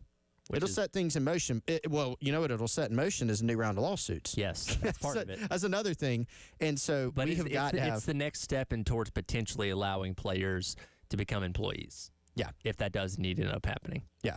We need to continue taking steps. I mean, yeah. It's the way we're going right now, and I'm not, Mr. This isn't sustainable guy, but I mean, we keep seeing more and more extreme examples that we got to find some structure. I'd be remiss if we didn't mention that Imaliava's younger brother, Madden, who flipped from UCLA to Arkansas on signing day, has now decided he's going to leave Arkansas, likely to go to UCLA as well, to join his brother. So now they have both the Imaliavas. One of them, who again spurned them on signing day, is now back. I don't know. I don't know what to say. Yeah, apparently UCLA was, pretty miffed about that, but not miffed enough to. Now, what are you paying him? And he's not proven anything in college. He's a freshman. Honestly, man, that doesn't matter a lot nowadays. Get guys in the door. You got to, and that's the scary thing, right? Like, what if something happens with the House case where it's not quite what you thought? There's a lot of schools that have promised things that are wholly contingent on House. Oh, yeah. And if it falls apart or if it's a little different than we think, they're going to be left holding a bag. Yeah, probably a few bags. The wrong kind. Being honest. Yeah, that's right.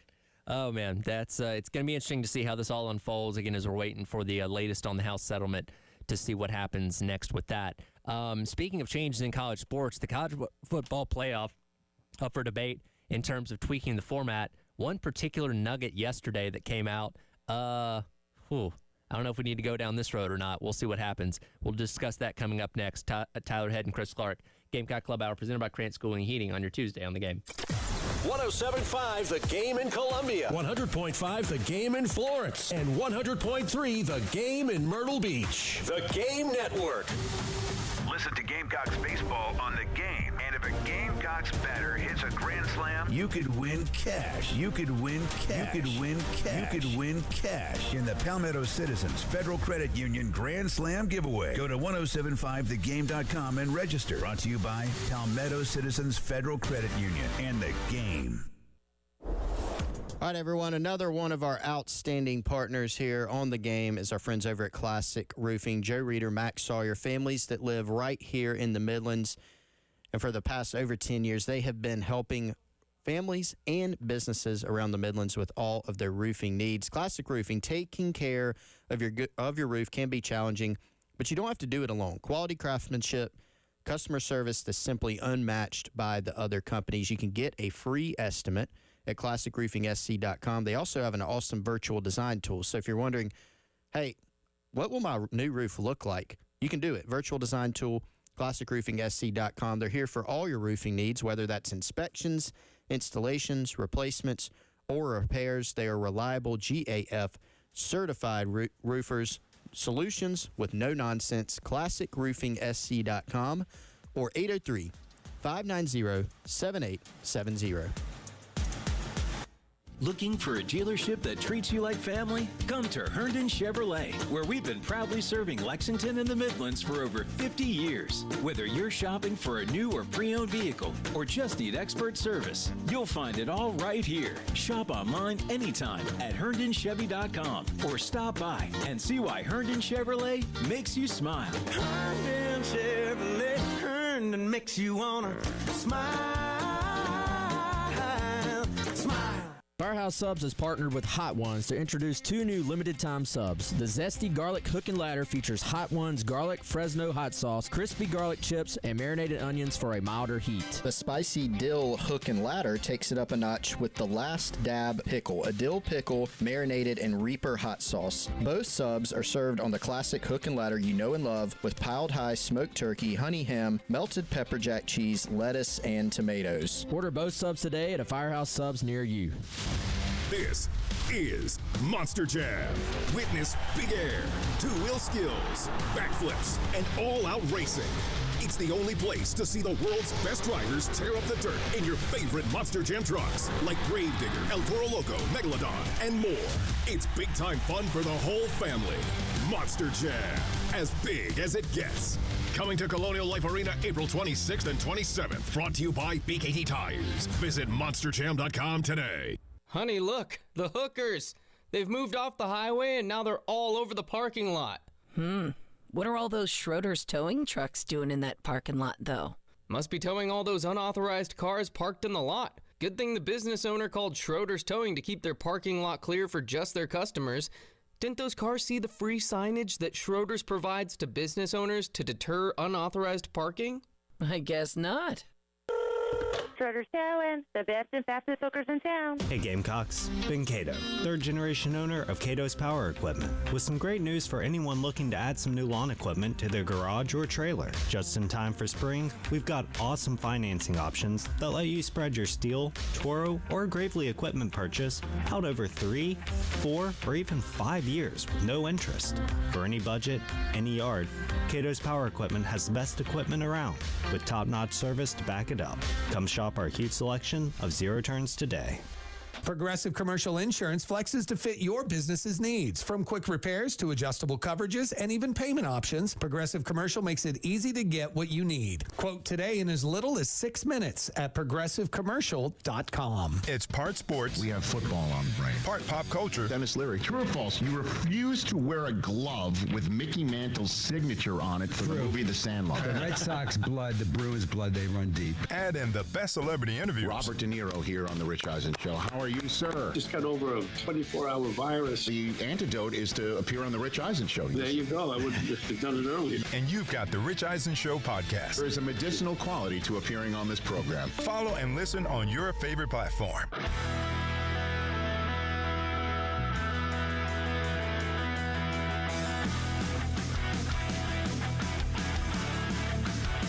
What You're Talking About, sponsored by Love Chevrolet on the Game Network and the 107.5 The Game app. Welcome back in. Gamecock Club Hour presented by Krantz Cooling Heating. Tyler Head and Chris Clark along with you on your Tuesday here on the Game. Reminder, another chance for you to win the Palmetto Citizens Federal Credit Union Grand Slam giveaway coming up tonight as South Carolina baseball takes on North Florida. $225 in the pot as of right now. Go online to 1075thegame.com and register if you've not already for the Palmetto Citizens Federal Credit Union Grand Slam giveaway. One story that's consistent throughout college football is the ever-changing landscape of the college football playoff. The leaders of the CFP are meeting this week in Texas to discuss future tweaks going forward, namely for what we anticipate to be possibly a 14-team format coming up in 2026. It is believed that's going to be a format that features multiple automatic qualifiers. The original idea was that conferences like the SEC and the Big Ten would get 4 guaranteed spots. You'd see the ACC and the Big 12 get 2 guaranteed spots, 1 spot for the Group of 5, a spot for Notre Dame, and so on and so forth. But there's been kind of this pushback of how exactly those AQ spots are going to be determined. And one thing that kind of came to light yesterday in an article by Heather Dinich on ESPN.com has caught a lot of people's attention. She writes, both private and public resistance to the idea of leagues being guaranteed spots there's been both private and public resistance to the idea of both leagues being guaranteed spots the postseason before games are played. A model in which each Power 4 league can earn guaranteed spots through a combination of its team's overall record and maybe even TV ratings, according to a source, could be presented. So essentially what they're saying, if this idea does end up coming to fruition, that instead of going into the season saying, hey, the Big Ten and the SEC are going to get 4 guaranteed spots apiece, whatever conference has the better overall record teams and the better TV ratings would be guaranteed more spots in the dance compared to the others. Just an idea, but a wild one at that. The first two thoughts, number one, seems like a very dumb idea to use TV ratings. Now, is there a correlation perhaps between programs that end up having a really good record, conferences that have and TV ratings? I mean, probably, because a lot of big brands, a lot of really good teams. Not a direction you can go with this. Not something, in my opinion, that should be used. You got to go off of qualifications, and we have a hard time sorting through at times even the qualifications. There are some that are obviously in, as we saw this past season and many years in the past. You got to sort out the qualifications. But using the TV spots, The second thing that comes to mind is, you hear the term trial balloon to kind of float an idea out there and see what the reaction is. I haven't seen anybody who's like, man, what a great idea. They should really do that. Again, this was floated as not this is the direction it's going. But an idea. An idea, a possibility, a maybe even they count this. But I don't see the logic behind it. Here's my thing, and look, I doubt this is going to actually happen. Right. But I think it underscores what we kind of know the playoff is, right? And we talk about it all the time. It's a TV show. It's about brands. It's about, okay, how many big-name teams can we get in that are going to draw the most attention? And, yeah, you can push back on that and say, well, if that was the case, then Alabama would have gotten in last year. And you can make a decent point at that. They didn't get in, and again, they had a lot of flaws on the resume that you can, push back against them with. But more often than not, the best thing for the college football playoff is to have teams that they know people are going to want to watch. And you saw this past year, we had Ohio State and Notre Dame are two massive brands. There's even a dip in the TV ratings a little bit compared to the year prior where, Michigan and Washington played the national championship game. And there's contributing factors because it's so late in January and all those kind of things. But the more big brands you have in something like this, the better. And I almost kind of feel like when you look at the way that this laid out, if this did end up coming to fruition, it's not talking about the individual teams saying, okay, well, Southern Cal gets a lot of TV viewers, so they would get the advantage over a team like, Tennessee in the SEC or something like that. It's about the conferences. Saying, okay, which conferences get the most viewers to earn the opportunity to get possibly 4 guaranteed playoff spots apiece. This past year, out of the top 20 most viewed games in all of college football in the regular season and conference championship weekend, 19 of them were between SEC and the Big Ten. The only exception was Army and Navy, and that has no bearing on the college football playoff. That in and of itself is its own thing. So it's almost kind of like a formality. Right, where they are presenting, and again, the Big Ten and the SEC control a lot of the power for how this format's going to be. It's almost like they'd be presenting the idea that, hey, ACC and Big 12, get those numbers up on TV. You got a shot at getting, 4 teams in, knowing good and well that's not going to happen. Yeah, a correlation, between teams that, look at the playoff last year, like who carried the day in terms of the discussion. It was SEC Big Ten, because of their records and, whatever. Some people might say, well, Bama because of Bama bias. But TV, so part of me wonders if some of this has gotten, I don't know, a little convoluted in some of the discussions of the SEC and the Big Ten pounding the table going, well, the college football playoff wants ratings, right? Our conferences have the best ratings. And so that's kind of gotten mixed into, well, yeah, we should award playoff spots because they're getting the highest ratings, like indirectly is what I mean. Sure. Look, here's the thing. There's going to be problems. Any model that we end up with is going to have problems. Like we had one model back in the day, switched to another one. Mm-hmm. We said there's problems with that. We switched to another one. Problems with that. We expand. There's problems with that. We could go to, we say this all the time, we could go to 64 teams and team 65 would be, we should have gotten in. Sure.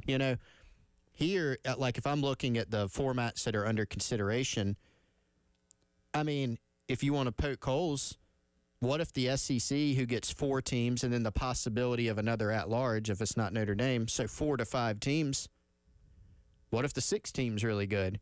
You're going to get left out.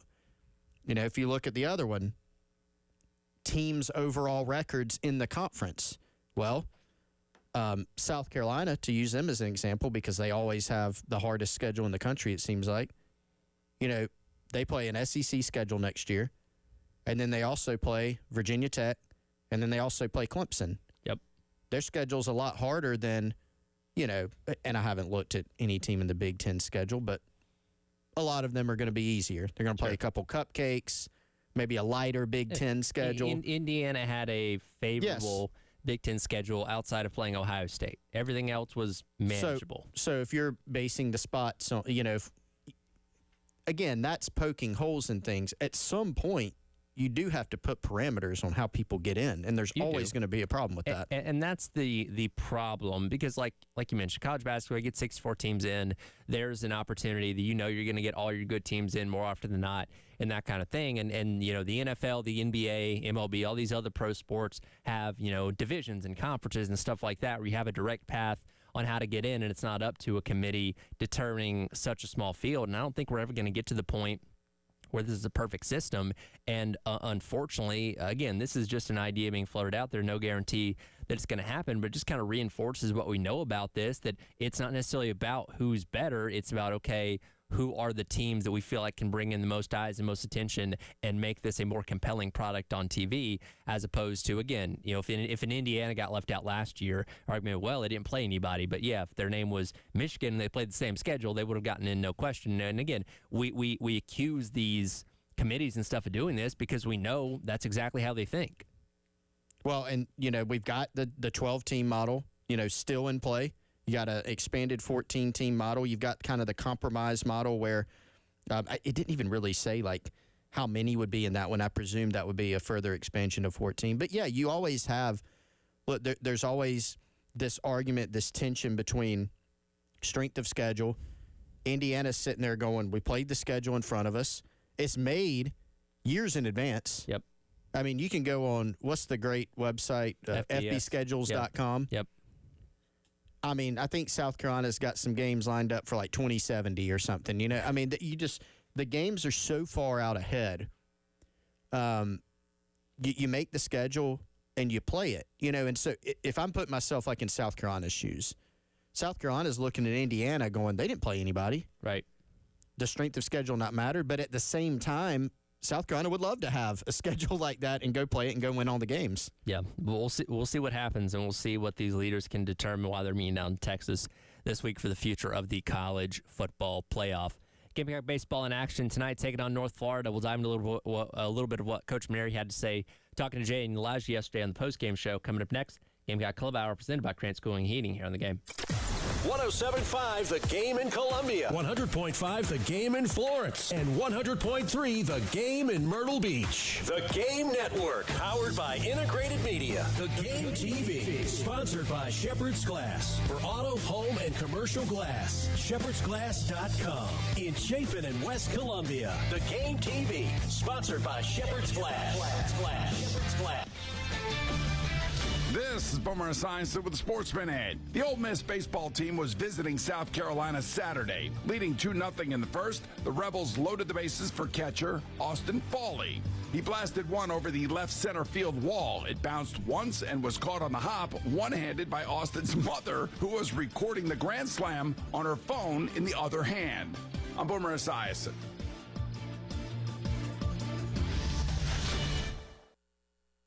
You know what's better than a limited time deal? An unlimited time deal. That's why the Wendy's $5 Biggie Bag with a Junior Bacon Cheeseburger, 4-piece nugs, Junior Hot and Crispy Fries, and small soft drink is available all the time. Because the best time for fresh, never frozen beef and Applewood smoked bacon is all the time. Duh. I feel like I'm repeating myself a lot.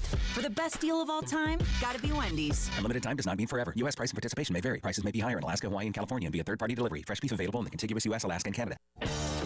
Still getting around to that fix on your car? You got this. On eBay, you'll find millions of parts guaranteed to fit. Doesn't matter if it's a major engine repair or your first time swapping your windshield wipers. eBay has that part you need, ready to click perfectly into place for changes big and small. Loud or quiet. Find all the parts you need at prices you'll love. Guaranteed to fit every time. But you already know that. eBay. Things, people, love. Eligible items only. Exclusions apply. When you stay in your home, what you love gets to stay too. From the gardens that grow wild to the grandkids that run wilder. From the Friday night baseball games to the Sunday morning brunches. Even the daily crosswords and weekly book clubs. There's room for it all with help from Home Instead, the largest in-home senior care network with over 30 years of trusted experience delivering the peace of mind you deserve. Visit Home Instead online for a better what's next. On a first date, feeling real stressed. Got secret in my pits, he's impressed.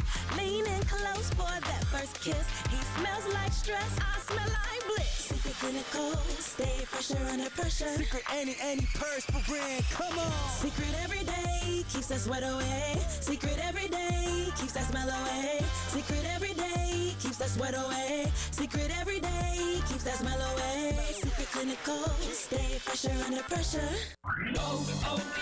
O'Reilly. Get one free set of BrakeBest brake pads when you buy 2 BrakeBest Select brake rotors. You can upgrade to BrakeBest Select brake pads for just $10 more. Or upgrade to BrakeBest Select Pro or import direct pads for just $20 more. Visit your local O'Reilly Auto Parts. Offer in-store only. Restrictions apply. See store for details. O'Reilly Auto Parts. Point. Hey, you okay? You don't normally miss those shots. Oh, I just haven't been as regular lately, and it's making me feel sluggish. You should try Metamucil. It's been a game changer for me. Metamucil's plant-based psyllium fiber helps trap and remove the waste that weighs you down. Ace. You're moving better than you were last week. Definitely. Metamucil keeps you moving. These statements have not been evaluated by the Food and Drug Administration. This product is not intended to diagnose, treat, cure, or prevent any disease. Learn more at metamucil.com.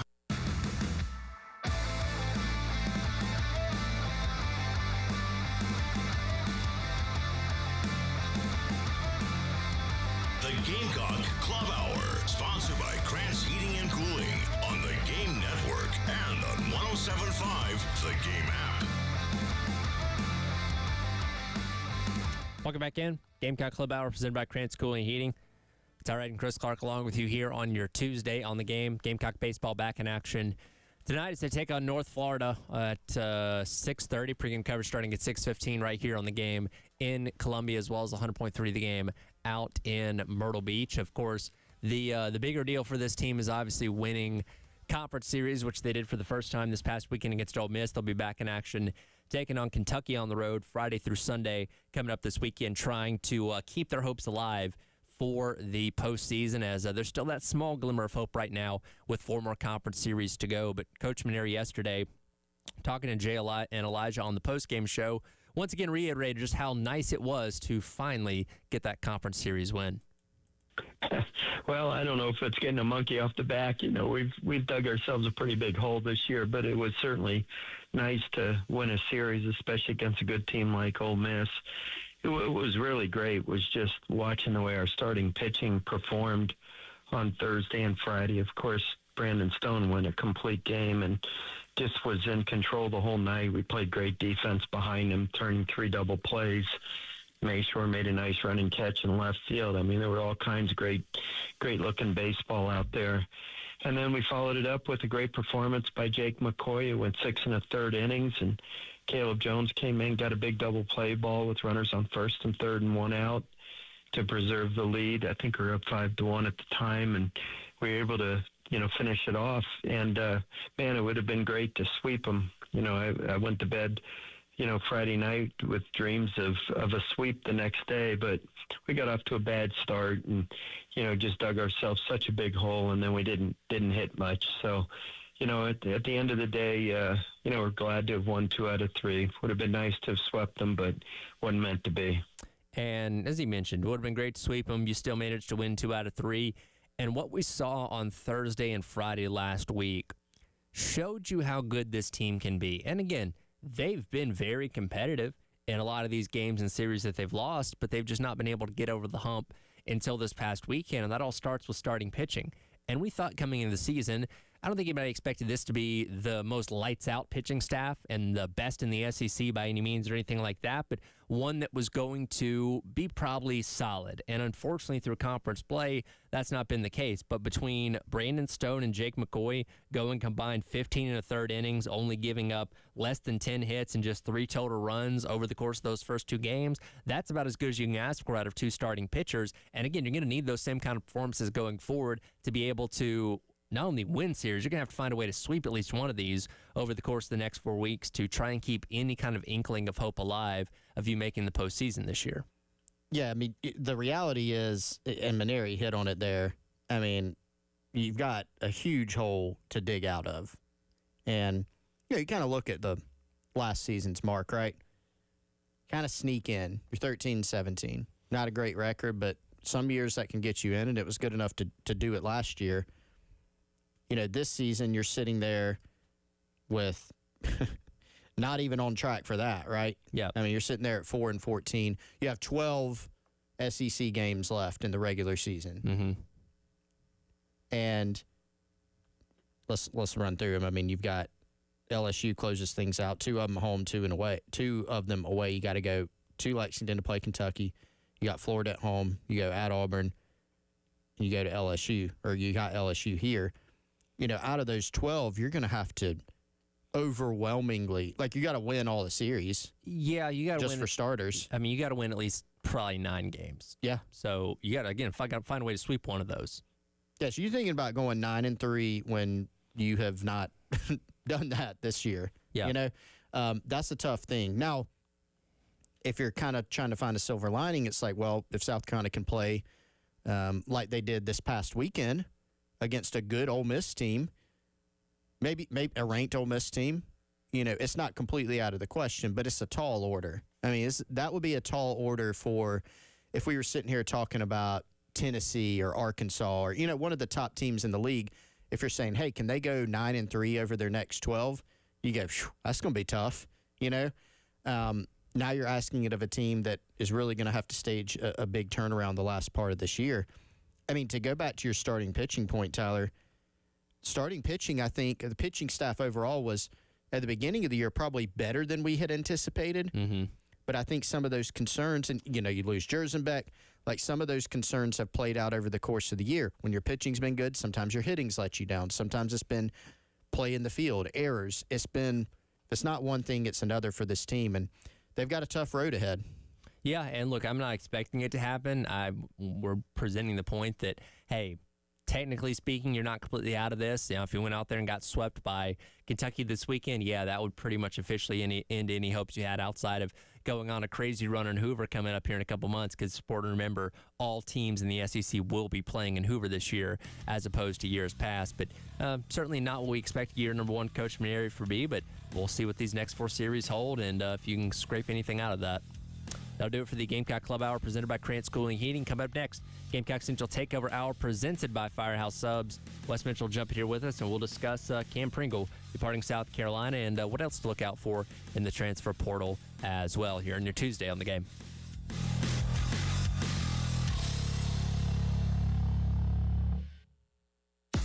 .1075 The Game, broadcasting live from the Herndon Chevy Studios. You can save up to $20,000 on new Silverados. Stop by or shop online today and see how Herndon Chevy makes you smile. Together, let's drive. All right, temperatures have now crept back up. It's official in my book, and that means you need to make sure that your home's HVAC system is running at peak performance. If you need someone to take a look at your system, if you need a repair, or if you need an entirely new system, you need to call our friends over at Krantz Cooling and Heating. Almost 300 5-star Google reviews online, and there is a reason for that. I can personally speak to it. They've been to my home. They did such a good job at my house. They've been out multiple times that when my mom moved to Irmo, I sent Krantz Cooling out to her house as well. They've been proudly serving the Midlands as a family-owned and operated business for over 30 years. If you need financing, Krantz has you covered with special financing for up to 60 months on qualified equipment. Give them a call today, 803-672-3224. Justin Krantz, general manager there at Krantz Cooling, or visit their website, Krantz Cooling, Krantz with a K, Cooling with a K, KrantzCooling.com since 1983. Are you considering a new roof or repairs but unsure where to start? Crescent Construction offers free roofing estimates to help you make informed decisions with ease. Our expert team is ready to assess your needs and provide comprehensive insights. Visit our website, CrescentCarolina.com, to learn more about our services and schedule your free estimate today. Trust us to guide you through the process with professionalism and care. Don't wait. Contact us today at CrescentCarolina.com. Individual results may vary. Prescription required. Actual price depends on product and plan purchased. See website for details, restrictions, and important safety information. You've noticed your hair is thinning out. Or maybe you've noticed your game in the bedroom is getting a bit cold. Let's make this real simple. These are normal things that happen to lots of guys at some point. And through HIMS, getting help couldn't be more, as we said, simple. The process is 100% online, so you just have to answer a few simple questions, and a medical provider will determine if treatment is right for you. For your hair, that means access to a range of doctor-trusted treatments designed to help you regrow hair in as few as 3 to 6 months. And for your more intimate moments, that means access to treatments made to give you a boost in the bedroom, like Viagra, Cialis, and their generic counterparts, which can cost up to 95% less through Hims. If prescribed, treatment is shipped right to your door. A few clicks, and you're dealing with these things before they become a thing. So simple. Find your hair loss and ED solutions today at Hims.com. That's Hims.com. HIMS.com. We're here in Green Bay talking football, but let me shift gears for a second. If you're playing pickleball in your running shoes, we need to talk. Tyrol pickleball shoes make the only shoe that's truly built for the sport. It's spelled Tyrol. They're not tennis shoes rebranded or cross trainers pretending they can handle the court. Tyrol pickleball shoes are the best. Lateral movement, quick stops, long rallies. You get something special. It's a Vibram outsole that grips hard, a wide toe box for comfort, airflow that keeps your feet cool even when the match heats up. They're tough, they're lightweight, they're so solid on your feet. Every detail is built to help you play better and not just look good doing it. So if you're serious about the game, do yourself a favor. Go to TyrolPickleball.com. Look like a pro, play like a pro with Tyrol pickleball shoes. Draft a pair of them for yourself. You don't need to wait for the commissioner to call your name. Tyrol pickleball shoes. Purpose built for pickleball. For pure safety and total clean, call the experts at Zerorez Carpet and Air Duct Cleaning. Their ZR water technology replaces those old school chemicals and harsh soaps, leaving your carpets cleaner longer. Right now, you can get 3 rooms for the price of 2. That's 3 rooms cleaned, but you only pay for 2. Mention me, Bill Gunner, at 1075 The Game to secure this deal, or book online at ZerorezColumbia.com and ask about Zerorez Commercial Cleaning too. Zerorez, all they leave is clean. Your home for the Gamecocks. 1075 The Game. WNKT Eastover, Columbia. A Cumulus media station. The Gamecock Central Takeover Hour with Tyler Head, along with Chris Clark and Wes Mitchell from Gamecock Central. Sponsored by Firehouse Subs. Call or text 803-404-6100 on the Game Network and on the 1075 The Game app.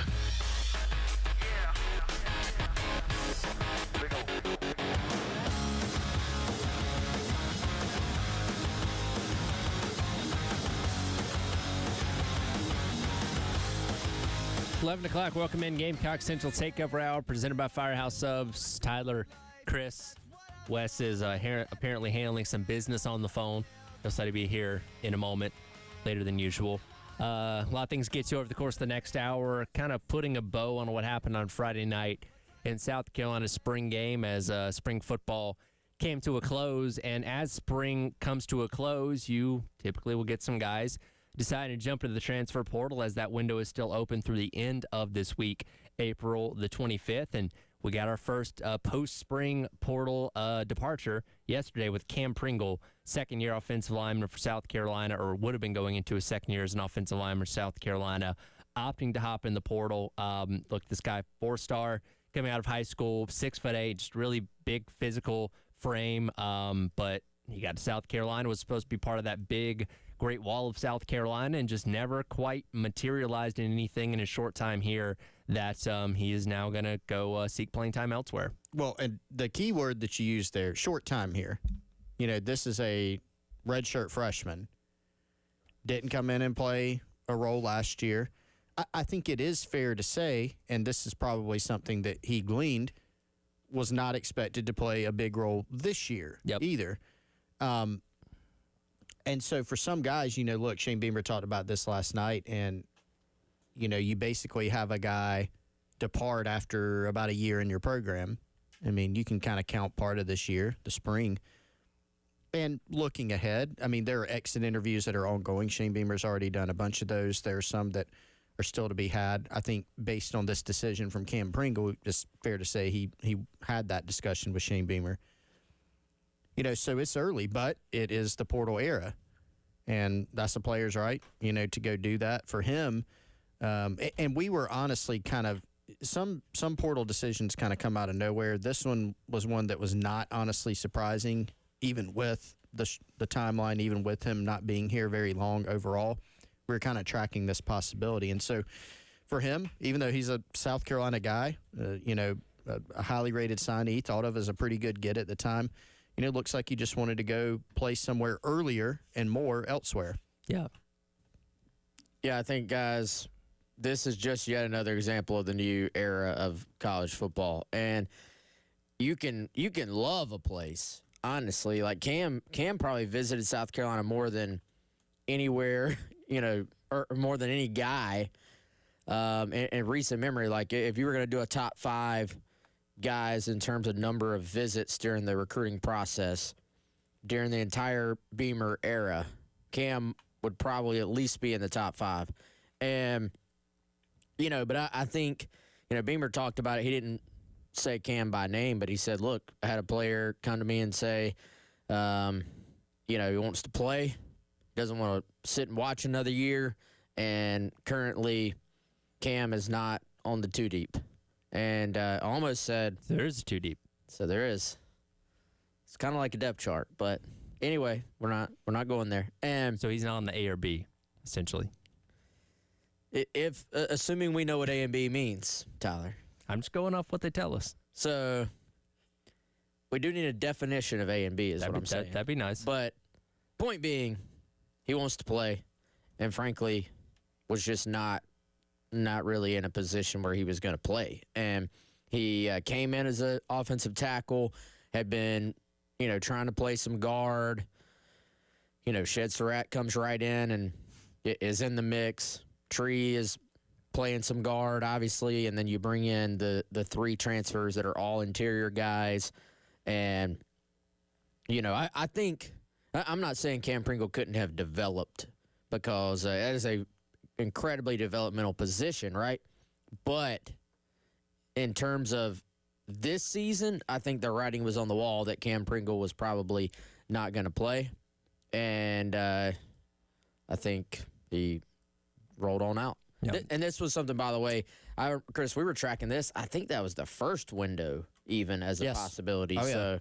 So, which would have been, I guess that would have been, he was an early guy. So it would have been 2 semesters and done for him. Instead, it was 3 semesters. So he went into spring practice hoping to maybe find his way, especially because, again, offensive line's wide open, hoping to be maybe somewhere in that second spot on the 2 deep or something like that. If not, obviously being one of those guys factoring in to be a starter. And obviously when that didn't happen, he said, you know what, I'm going to go find my playing time elsewhere. And again, 4-star kid coming out of high school, obviously the size stands out compared to a lot of other offensive linemen. He's going to find his place somewhere, just not here at South Carolina.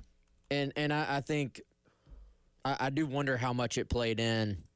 This is a kid, he was so big so early in his high school career that he was getting a lot of interest very, very, very early from Blue Bloods, basically. And, it was a big recruiting battle at the time.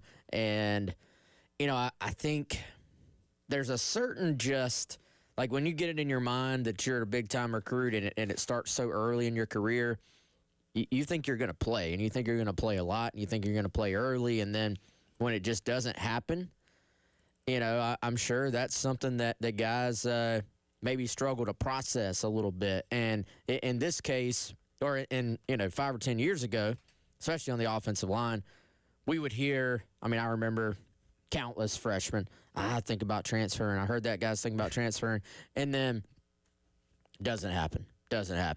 And now, think about transferring, a lot of times it does happen. Yeah, it's a different, we talk about retention a lot for South Carolina and Shane Beamer, and they've obviously done a really good job with that.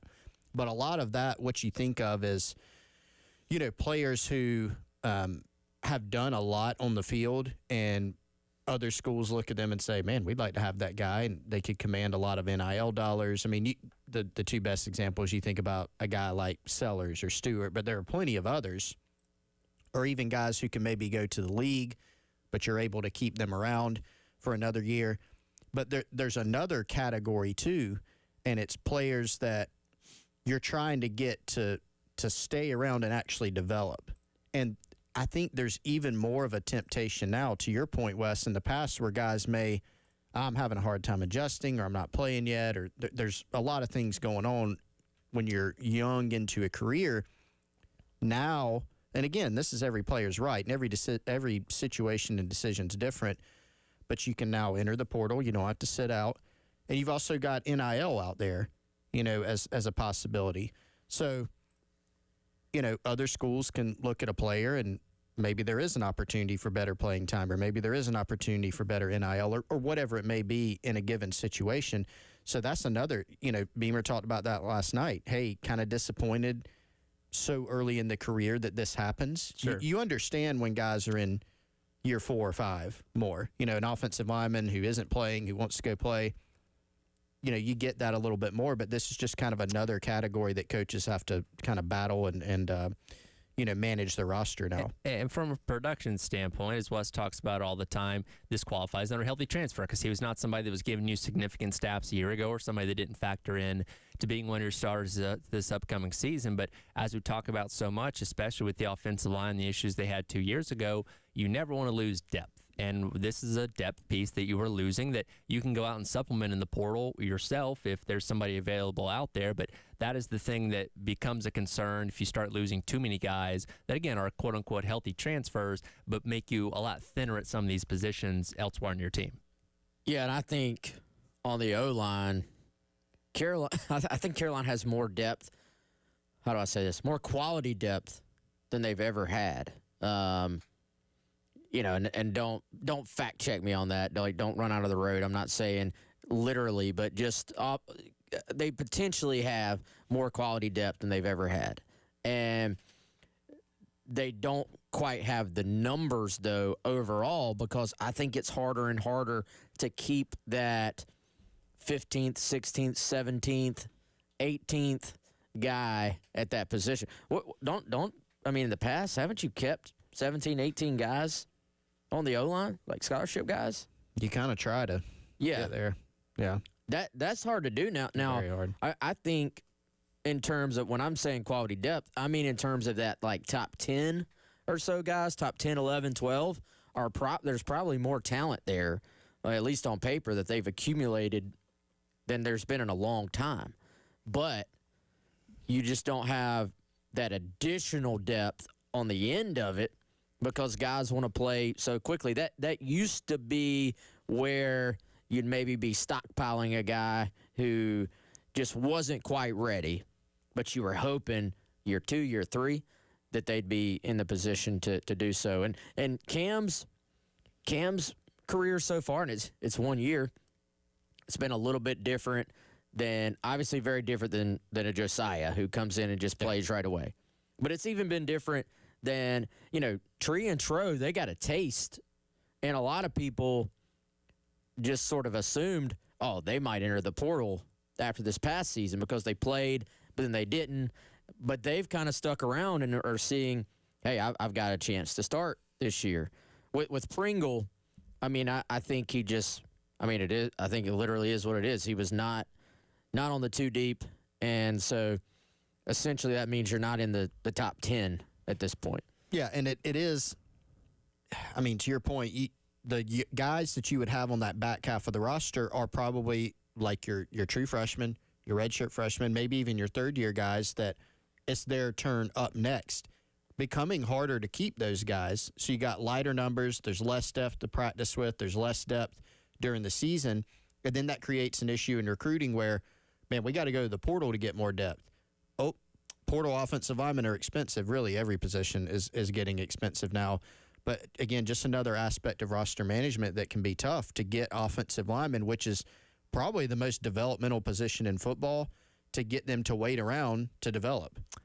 Coach Beamer spoke about that a little bit last night at the Welcome Home event in Florence, that Wes was that about rethinking how you build rosters each and every year. And we'll get to some of what he had to say. Coming up on the other side is the Gamecock Central Takeover Hour presented by Firehouse Subs. Sarah, Wes, and Chris here with you on your Tuesday on The Game.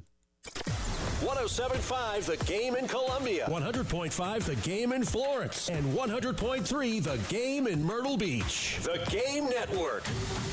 Listen to Gamecocks baseball on The Game. And if it Gamecocks batter hits a grand slam, you could win cash. You could win cash. You could win cash. You could win cash in the Palmetto Citizens Federal Credit Union Grand Slam giveaway. Go to 1075thegame.com and register. Brought to you by Palmetto Citizens Federal Credit Union and The Game.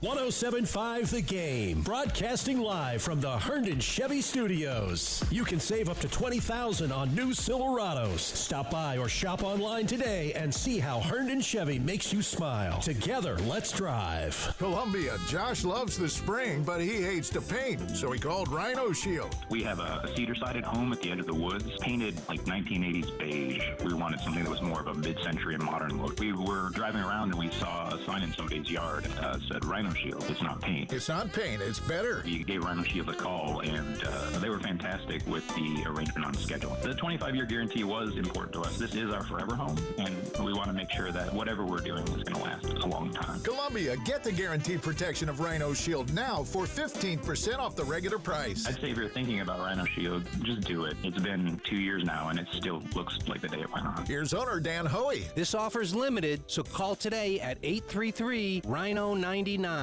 or visit RhinoShieldCarolina.com. Don't paint. Don't vinyl. Go Rhino. Don't paint.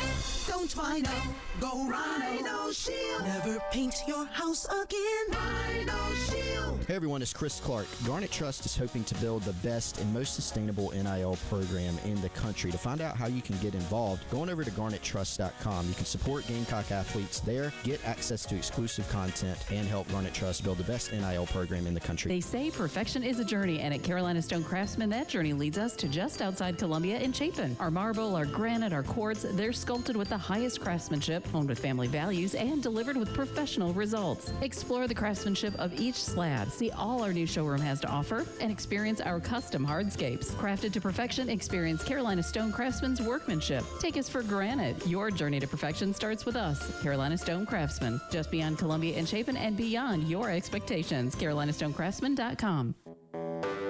When you're hiring, have you ever felt like you're missing out on meeting truly great candidates for your roles?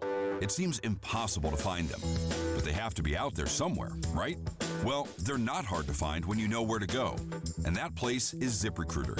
And right now, you can try ZipRecruiter for free at ZipRecruiter.com/radio. ZipRecruiter helps 10 million people with their job search every day, and because these people are actively looking for jobs just like yours, it's easy to find the right person right away. In fact, 4 out of 5 employers who post on ZipRecruiter get a quality candidate within the first day. But if you're not using ZipRecruiter, you're missing out. So see what it's like when the impossible is easy. When you go to ZipRecruiter.com/radio right now to try ZipRecruiter for free. Once again, that's ZipRecruiter.com/radio. ZipRecruiter.com/radio. Never miss out on great candidates with ZipRecruiter. Prescriptions require an online consultation with a healthcare provider who will determine if appropriate. Restrictions apply. See website for details and important safety information. Price varies based on product and subscription plan. Hey guys, let's talk ED because millions of men experience it, but not everyone can access or afford treatments like Viagra.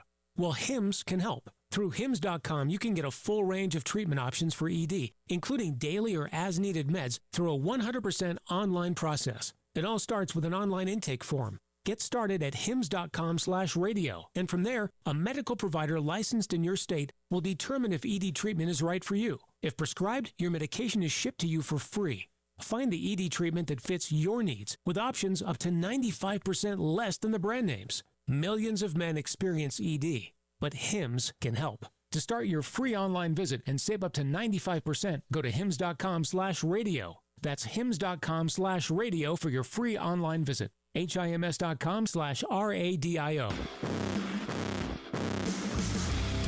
What you're talking about. Sponsored by Love Chevrolet. Act now for springtacular savings on the best selection of new Chevys. I-26 at Harbison and at lovechevy.com. Together, let's drive. The Gamecock Central Takeover Hour with Tyler Head, along with Chris Clark and Wes Mitchell from Gamecock Central. Sponsored by Firehouse Subs. Call or text 803-404-6100 on the Game Network and on the 1075 The Game app.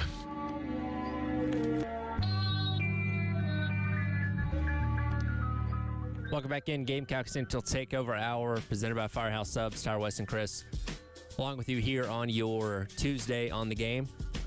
Yesterday was the first welcome home event of the spring for Coach Beamer as he makes his way around the state now that spring football has come to a close. A couple more events coming up in early May as well. And one of the things when he goes to these events is gets obviously talking to people there, but also has a little bit of a session with media as well. And Wes, you were there, and one of the first things he was asked about was the difference rebuilding rosters or rethinking how you build rosters each and every year, given the ever-changing landscape of college sports. And here is the answer that Coach Beamer gave to that question.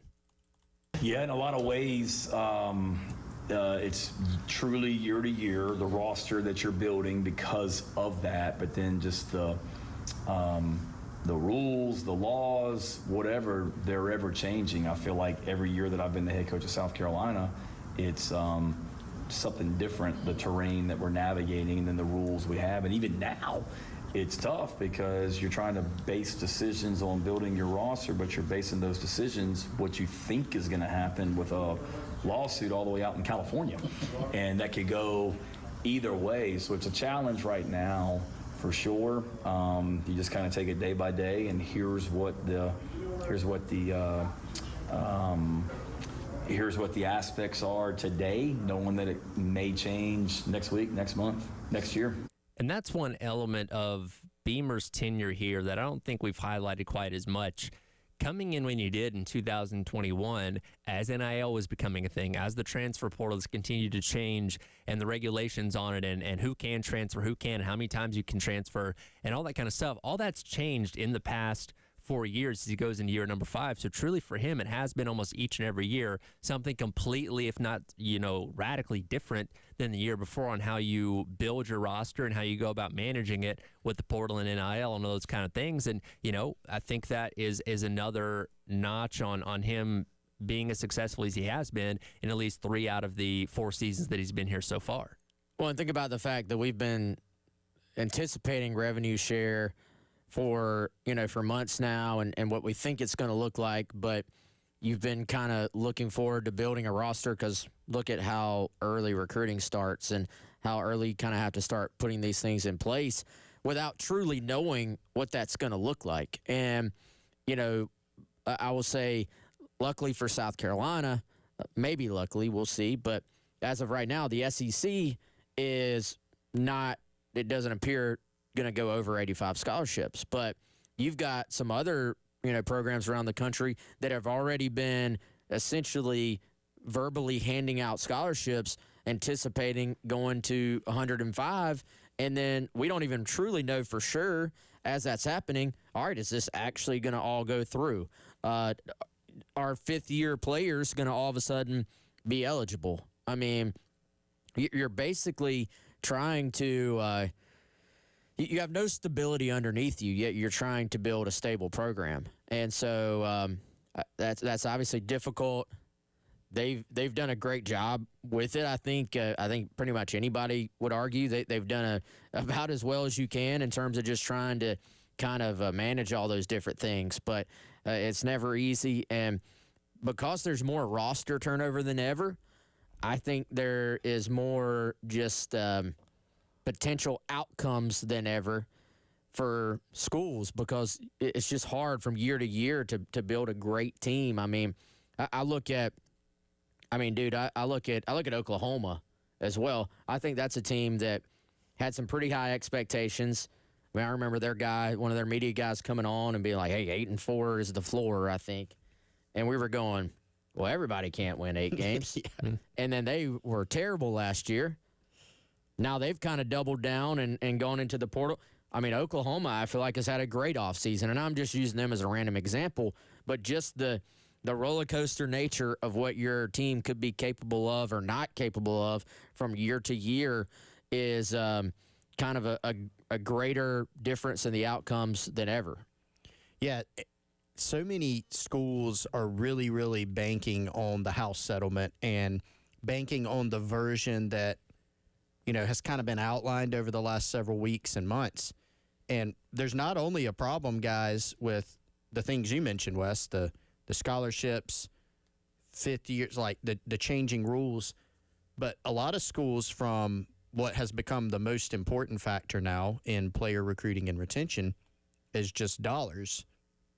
A lot of these schools have written contracts that are based on the house settlement, because that, for most of them, is where a large percentage of the rev share is coming from. You know, you're talking about $20 million on a cap that goes up every year, and the largest part of that being devoted for football. Some schools were already spending about that. A lot of them weren't. And so they're talking about going up to the rev share cap. The money's going to be coming from the school. If they're told, actually, you can't do that, now what are they going to do? Because some schools have gotten rid of their collectives. You know, that's a big problem. Here at South Carolina, and you made a good point, Wes, they have navigated all these things pretty well. South Carolina has a couple advantages if something like that were to happen. They still have a collective in Garnet Trust. They have a collective that has gone kind of outside of the ecosystem of not putting all their eggs in the rev share basket. They have alternative revenue streams.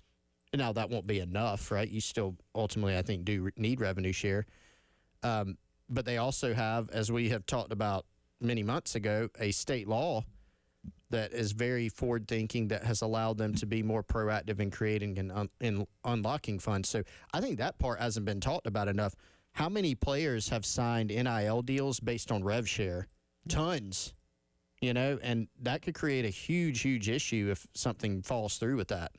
Yeah, and again, as we talked about in the last hour, we're still waiting on the final touches to be put on that. We anticipate that's going to happen sometime soon. But again, that doesn't quell everything. That doesn't make everything perfect. There's going to be a laundry list of lawsuits lined up to come about once that does, finally be announced on what's going to be happening with house settlement. And then everything kind of goes from there. And as we've talked about as well before, NIL doesn't go away. Just because you're going to be able to pay the players directly through your own revenue stream, you're still going to have NIL on top of that, which you need to manage. And again, it's crazy that some schools got rid of their collective because, again, that's a big part of what obviously generates your NIL funds and all those kind of things. So, yeah, it's not showing any signs of slowing down anytime soon. But if you're looking for optimism going forward, it's like, okay, well, Carolina's done a pretty good job managing that up to this point. No reason to think that whatever it's going to look like in the next handful of years, they can't do that as well.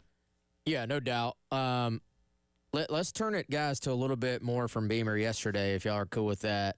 Somewhat related, but transfer portal right now, spring window. Yep. And I thought this was a little bit interesting. So he reiterated that, all right, defensive line is kind of where we're focused right now. And he specifically said D-end and defensive tackle.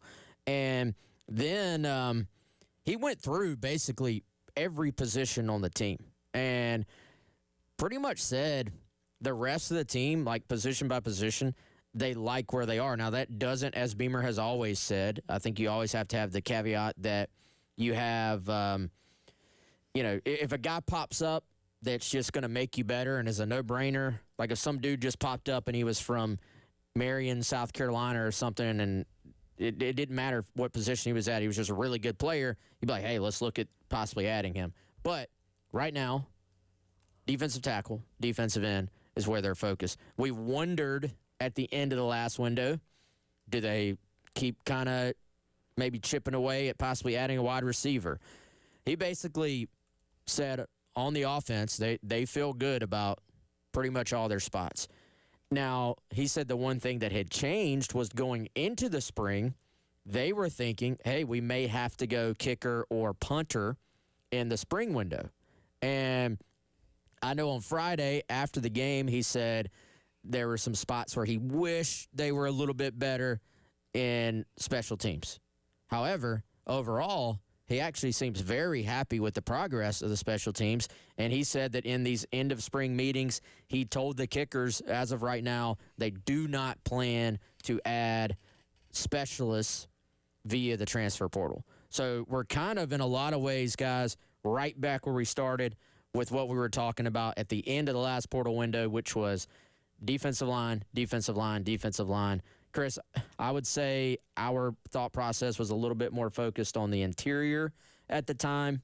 Still so, but I think you add in, obviously, defensive end to this mix as well. Yeah, it seems to be the number two behind.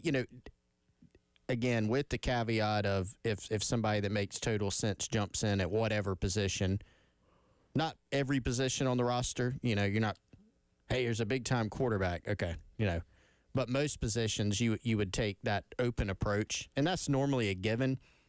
Defensive tackle is the one that, you feel better after the spring, but you still feel like, hey, you probably need to go sign a player or two there if you can, if you find the fit.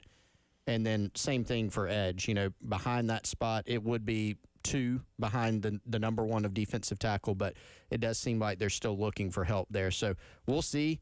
I don't think there's been any visits yet from the portal. Got that question today. Not that I know of, unless somebody slipped under the radar, but there's still some time for guys to get in the portal. And then, of course, visits can continue even after the portal closes later this week. Well, let's hear some of what he did have to say about addressing those portal needs yesterday at the Welcome Home event up there in Florence. It is the Gamecock Central Takeover Hour, presented by Firehouse Subs. Howard West Chris along with you here on your Tuesday on The Game. 107.5 The Game in Columbia, 100.5 The Game in Florence, and 100.3 The Game in Myrtle Beach. The Game Network.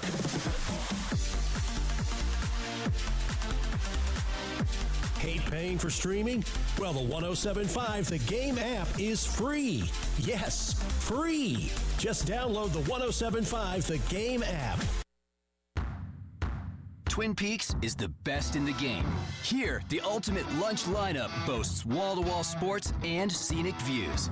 When you're hungry and in a hurry, the Scratch Kitchen delivers lunch in the clutch. I mean, where else can you order a 29-degree draft beer and a quickie combo on your lunch break? Only at Twin Peaks, the #1 sports bar. Twin Peaks Scratch Kitchen scores every time. Dig into hand-smashed burgers, chef-inspired flatbreads, and more at your local lodge. What's up, Gamecocks? Ben Cato, third-generation owner of Cato's Power Equipment. If you own a lawnmower, one of 2 things is probably true. Either you've been putting it through the ringer, mulching up leaves and pine straw all winter, or you haven't touched it in quite some time. Either way, Cato's can get it tuned up, repaired, and ready to work. Weeds are peeking their heads out of the ground, and warm temps mean grass is about to grow. Don't wait until our shop is full.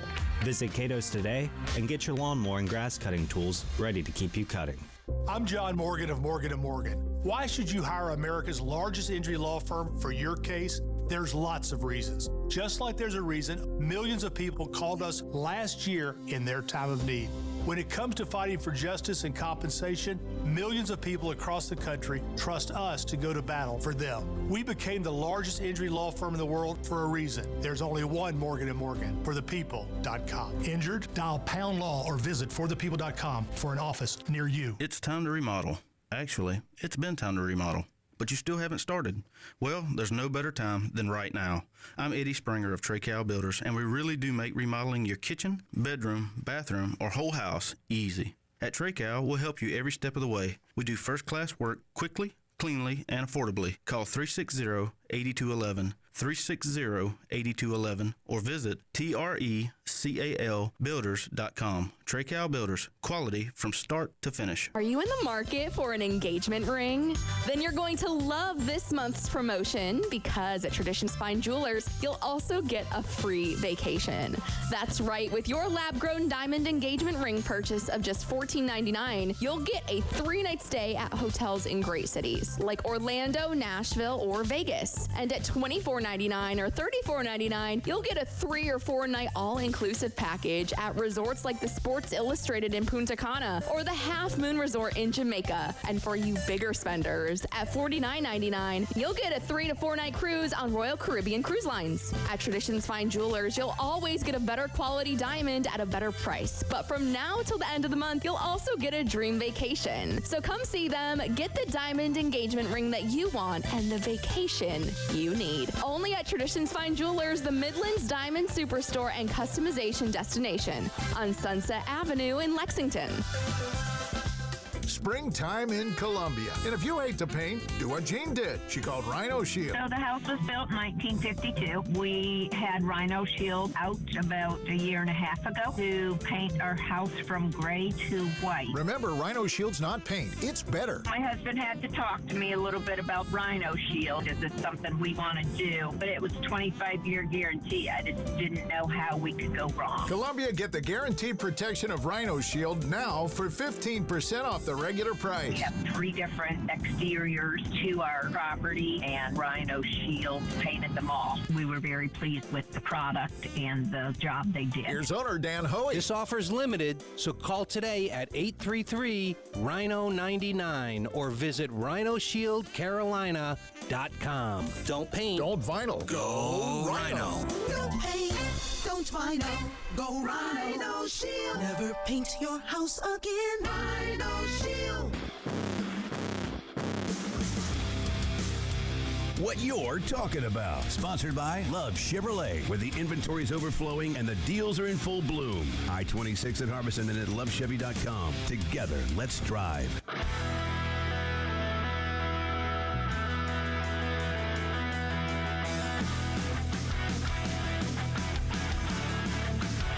What you're talking about. Sponsored by Love Chevrolet on the Game Network and the 107.5 The Game app.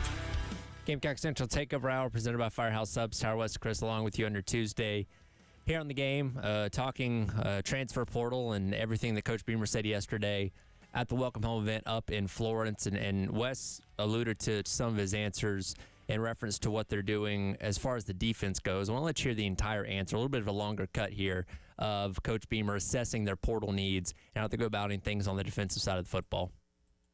Yeah, in different ways, you're exactly right. When the portal closed, you look at your roster and you say, okay, we feel, pretty good about everything, but we feel really good about this position, but could certainly feel better if we were able to add some guys at this position. And it's like I've told some of the, players on our team, when I say that about certain positions, it's not saying that we're not good enough. It's just saying from a depth standpoint, we're not where we need to be.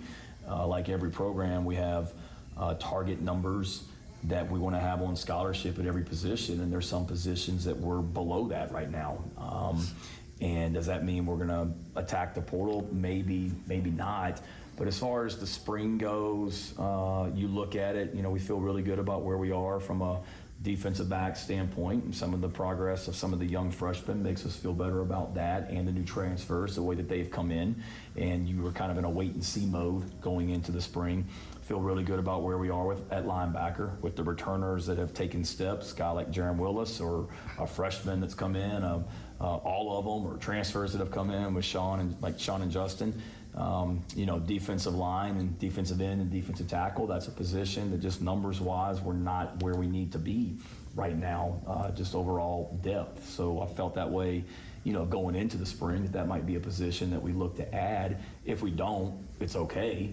But at the same time, when you've had some injuries up there and you don't want to necessarily rely on true freshmen at defensive tackle, that makes you think about things. But I do feel better about the defensive line and defensive tackle position than I did going into the spring because of the way some new guys performed. Gabe is here with me tonight. He had a great spring at defensive tackle. Monkel Goodwine had a great spring at defensive tackle. Nick Barrett. And then at the edge position, we all know about Dylan, but Brian Thomas and Desmond and Anthony Addison from Sumter we're really excited about. So seeing what those guys did in the spring make you feel better about up front on defense, but still concerning at certain spots, just overall depth. And Wes, like you alluded to a moment ago, it's not necessarily just the bodies in the room. It's how many guys do you potentially have that can get out on the field. And last year for the defensive line, we talked about many times kind of the embarrassment of riches that you have with so many experienced guys. They're going to be able to rotate in on those hockey shifts and get significant playing time. You don't quite know if that's going to be the case this year or not. Again, he highlighted guys like Goodwine and Brownlow Dinley that we expect to be kind of in that lead group in terms of getting playing time, but how deep can you go? And again, we talked about the benefit last year of having so many guys being able to play, where your guys taking less snaps, better rested, less risk for injury on those kind of things. And that wasn't the reason why you were a better defense, but it was certainly a contributing factor to why last year was more productive on that side of the ball than maybe years past had been. And you obviously hope you can replicate that this year, but it's not a guarantee until you get in the season, and being able to potentially add more to the room to potentially help you out in that area wouldn't be a bad thing if they can find that in the portal.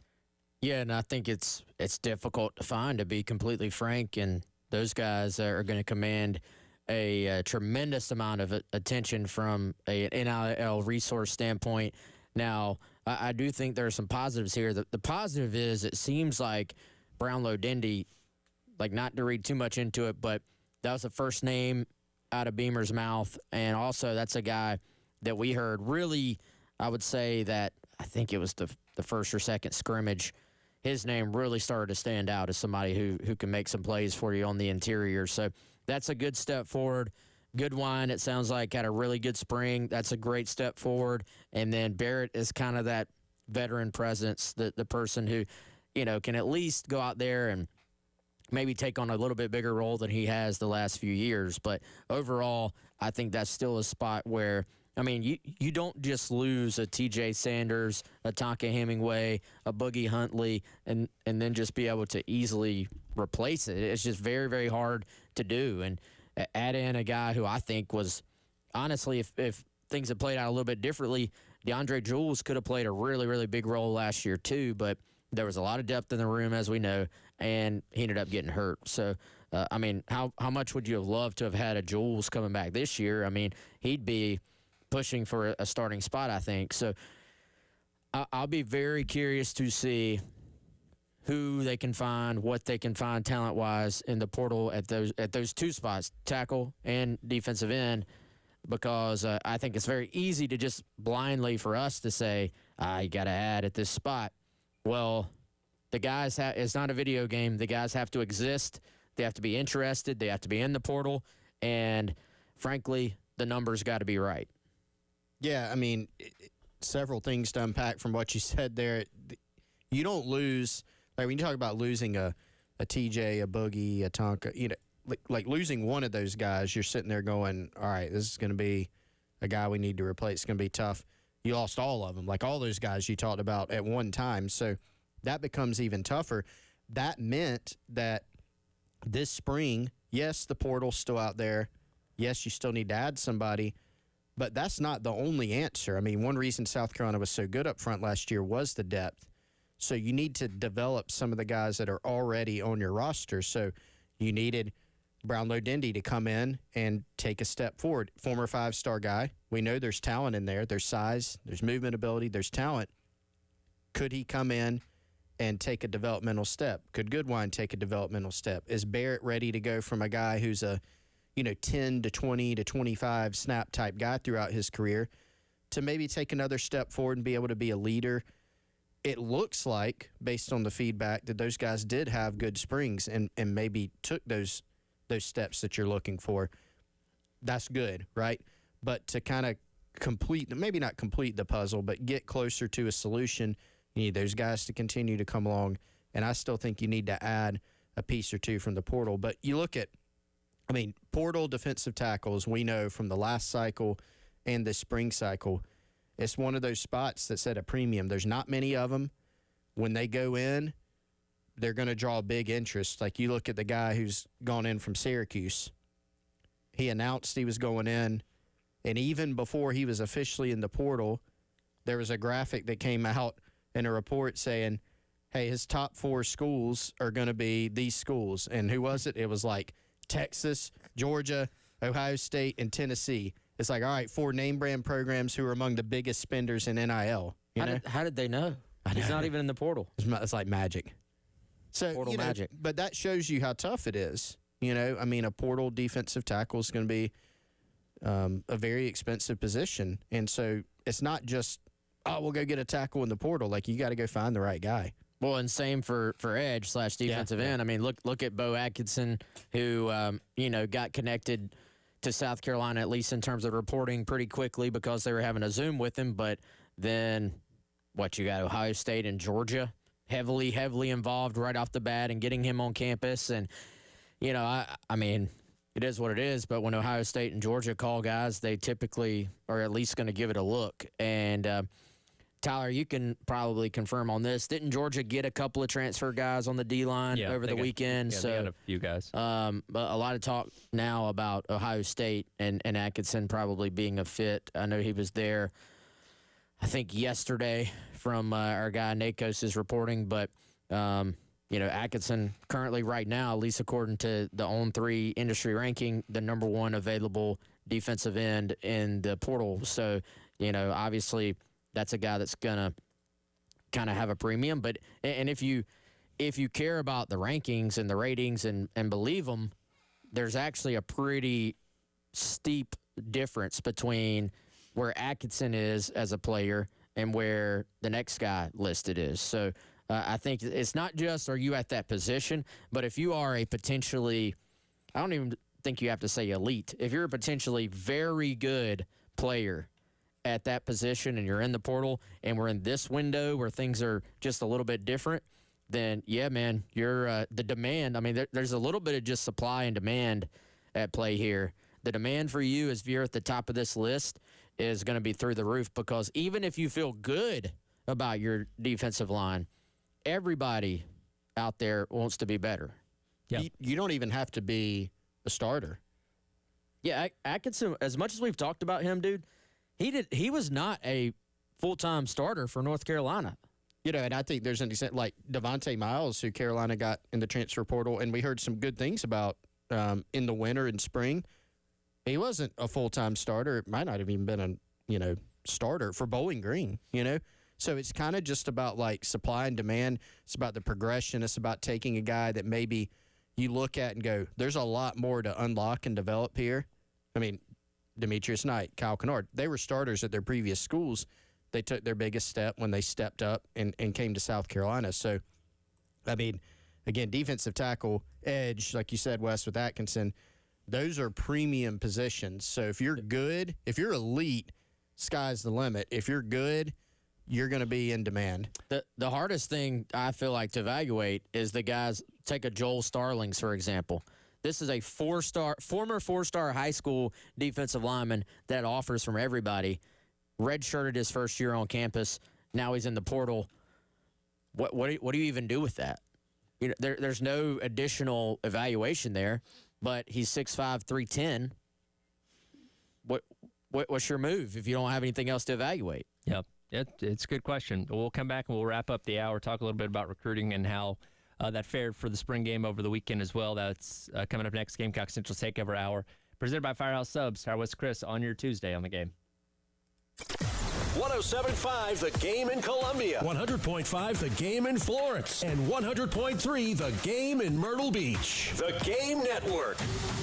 Listen to Gamecocks baseball on The Game. And if a Gamecocks batter hits a grand slam, you could win cash. You could win cash. You could win cash. You could win cash in the Palmetto Citizens Federal Credit Union Grand Slam giveaway. Go to 1075thegame.com and register. Brought to you by Palmetto Citizens Federal Credit Union and The Game. This is Maggie Gray with a Sports Minute. The Atlanta Braves entered 2025 as a World Series favorite, but early on they've looked anything but. The offense has been inconsistent, the rotation's been shaky, and tensions are starting to mount. Ronald Acuna Jr. publicly questioned manager Brian Snitker's decision not to bench Jared Kelnick after a lack of hustle, a rare flash of frustration from a usually united clubhouse. I'm Maggie Gray.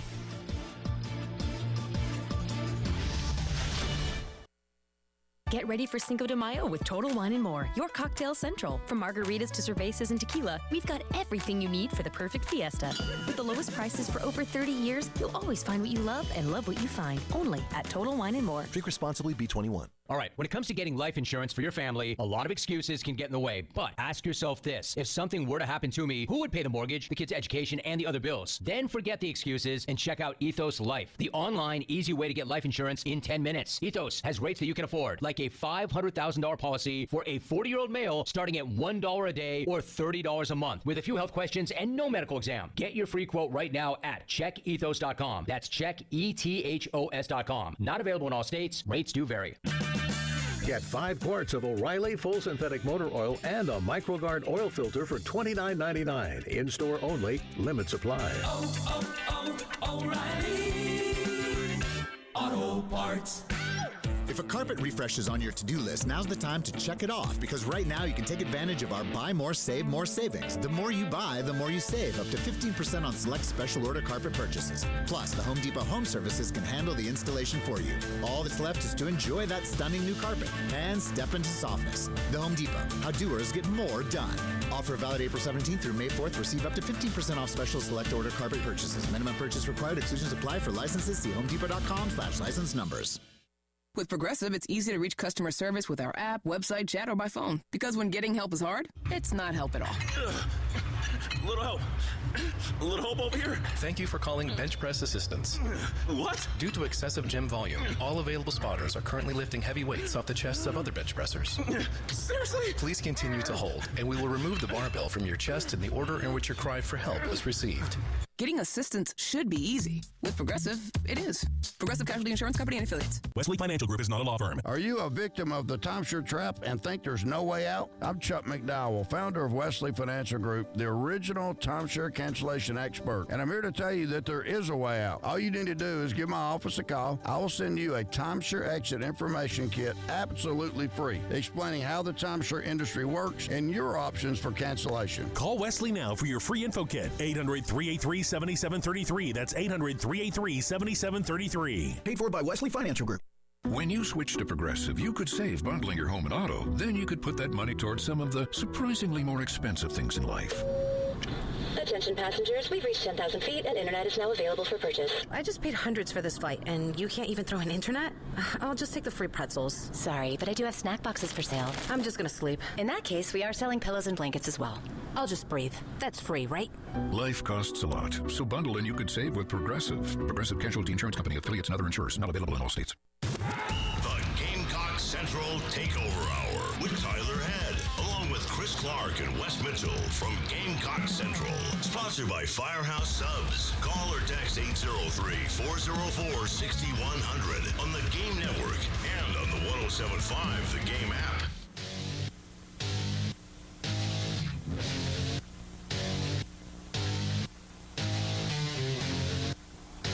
Welcome back in. Gamecock Central Takeover Hour presented by Firehouse Subs. Star West Chris along with you. On your Tuesday here on the game, reminder, Gamecock Baseball back in action tonight, taking on North Florida. Pregame coverage starting at 6:15 for a 6:30 first pitch, which you can listen to on 107.5 The Game in Columbia, 100.3 The Game out in Myrtle Beach. Going back to the spring game on Friday night, of course, an opportunity for us to see what this current version of the team is going to look like when the fall rolls around, but also an opportunity to get a lot of recruits in the building and give them that game day type of atmosphere and environment. And Chris and I talked about this at the top 10 o'clock hour. South Carolina, and I get it, numbers aren't officially official, but they're one of the few places as far as major programs around the country that I saw reporting actual gains in their attendance spring game to spring game compared to a year ago. The Ohio States, Georgias, Tennessees all went down there for their respective spring games, which most of those also weren't on TV either. So when you're bringing in these high school kids from the 26, 27, 28 classes, they got to go out there and experience a pretty darn good environment on Friday night. Yeah, they did. Kudos. I mean, we say it a lot, but for real, kudos to Gamecock Nation. They were showing up like an hour and a half before kick, and just were out there taking advantage of a great night. And I thought they brought the energy. That was one of the other things that I actually asked Beamer about yesterday was what it meant to be able to put those kickers and punters in a position where you have a little extra pressure. And I thought that was a really cool way to do it. You were able to get a lot of reps on special teams. And that's the beauty of a spring game is, you can you do a game, but you can set it up however you want. You can structure it however you want. And, if I'm a recruit, I'm looking up into those west stands and seeing them completely packed for a spring game. And I'm seeing, some of these places, just the perception, these places that kind of did like a spring practice basically or a combine, or I didn't read all the details on what some places were doing, but they like invited people out to do the Oklahoma drill or something it looked like. And there's like 12 people in the stands, including Grandma, and it's like that just looks awful. Like, is there anything that looks more just dead than an 80,000 seat stadium but with nobody in it? Like, it just looks like it looks off. And so kudos to the fans. They showed out, and the perception of that, if I'm a recruit, and they had a great list, man. That was a strong list of prospects, especially you start talking about rising juniors, kind of that next class. Some of the top guys in the country were in town, and it just all, I think, made for a great night. And to top it off, the weather, luckily, you can't control that, but luckily the weather was perfect. Well, you had more Gamecock fans there for a spring game than some schools get for their games. Maryland. Yep. You beat me to the punch on that. We all knew who you were talking about. It's fun. It's funny to make fun of Maryland and their poor attendance. They try to act big time. How does Maryland even get people? Like, get anybody to go there? Yes. Well, they hadn't done a very Fair good job question. that the past couple of years. True. Yeah. True. But it was a good group. And one of the questions, guys, and I guess we need to unpack this. We need to make some time to do it this week. You know, there's a lot of talk about transfer portal, sure, but there's a pretty impressive group of prospects on campus there. And that was one of the questions was, how would the recruiting aspect of it in terms of high schoolers, how would that be affected by the game being on a Friday night? And, typically at South Carolina, there's a pretty good group of prospects in for the spring game. But it was a question we at least needed to monitor. Hey, will there be more? Will there be less? I think it was a pretty good group when you look at who they brought on campus from the 2026, 2027, 2028 classes. They had some priority guys. They had some guys that we were expecting in. There was some surprise guys that came in that we weren't maybe anticipating, but some pretty good star power when you count some of the guys that have been their longtime targets from 26 and 27 classes, and even some guys that they're just trying to gain traction with. I mean, I think they answered that question, that it didn't have a negative effect at all. Yeah, for sure. I mean, I think it was a positive effect at the end of the day, just in terms of being something a little bit different. And I don't know. We'll see what happens next year. I know there's a continued push maybe for there not to be spring games, but will this be the last spring game we see at South Carolina? I don't know. Will we see South Carolina versus Furman in a spring game? I personally would push for that. I would love that. Hey, Colorado wants an opponent. Bring them down here. Yeah, I mean, you could actually sell tickets to something like that and make a little bit of money. But, I mean, I'm not going to get too hung up on spring games because we've all just been mentally just conditioned now to be used to change. But just being out there still, I mean, I think it was a good day for everybody, honestly. Clemson, Carolina spring game. What do y'all think of that? I think that would never, ever, I don't ever think happen. it would happen, but wouldn't it be fun? That you want to talk about selling out a spring game? That'd probably Right? do it. That's what I'm saying. Yeah. If everybody's thinking about how can we raise more money in the year 2025 and 2026, how about a Clemson Carolina spring game? Don't want to lose that game. Not be a fun week after that. It's a spring game though. Still. Yeah. Got to have a winner and a loser. It's a teaser for what's to come. Terry texted us and said for us to lay off of his Terps, but told him never. If they get some people to show up for the games, then we'll credit them. I'll do it for the Gamecock Central Takeover Hour presented by Firehouse Subs. Halftime show, myself, Terry Ford. Up next is your Tuesday Rolls Along here on The Game.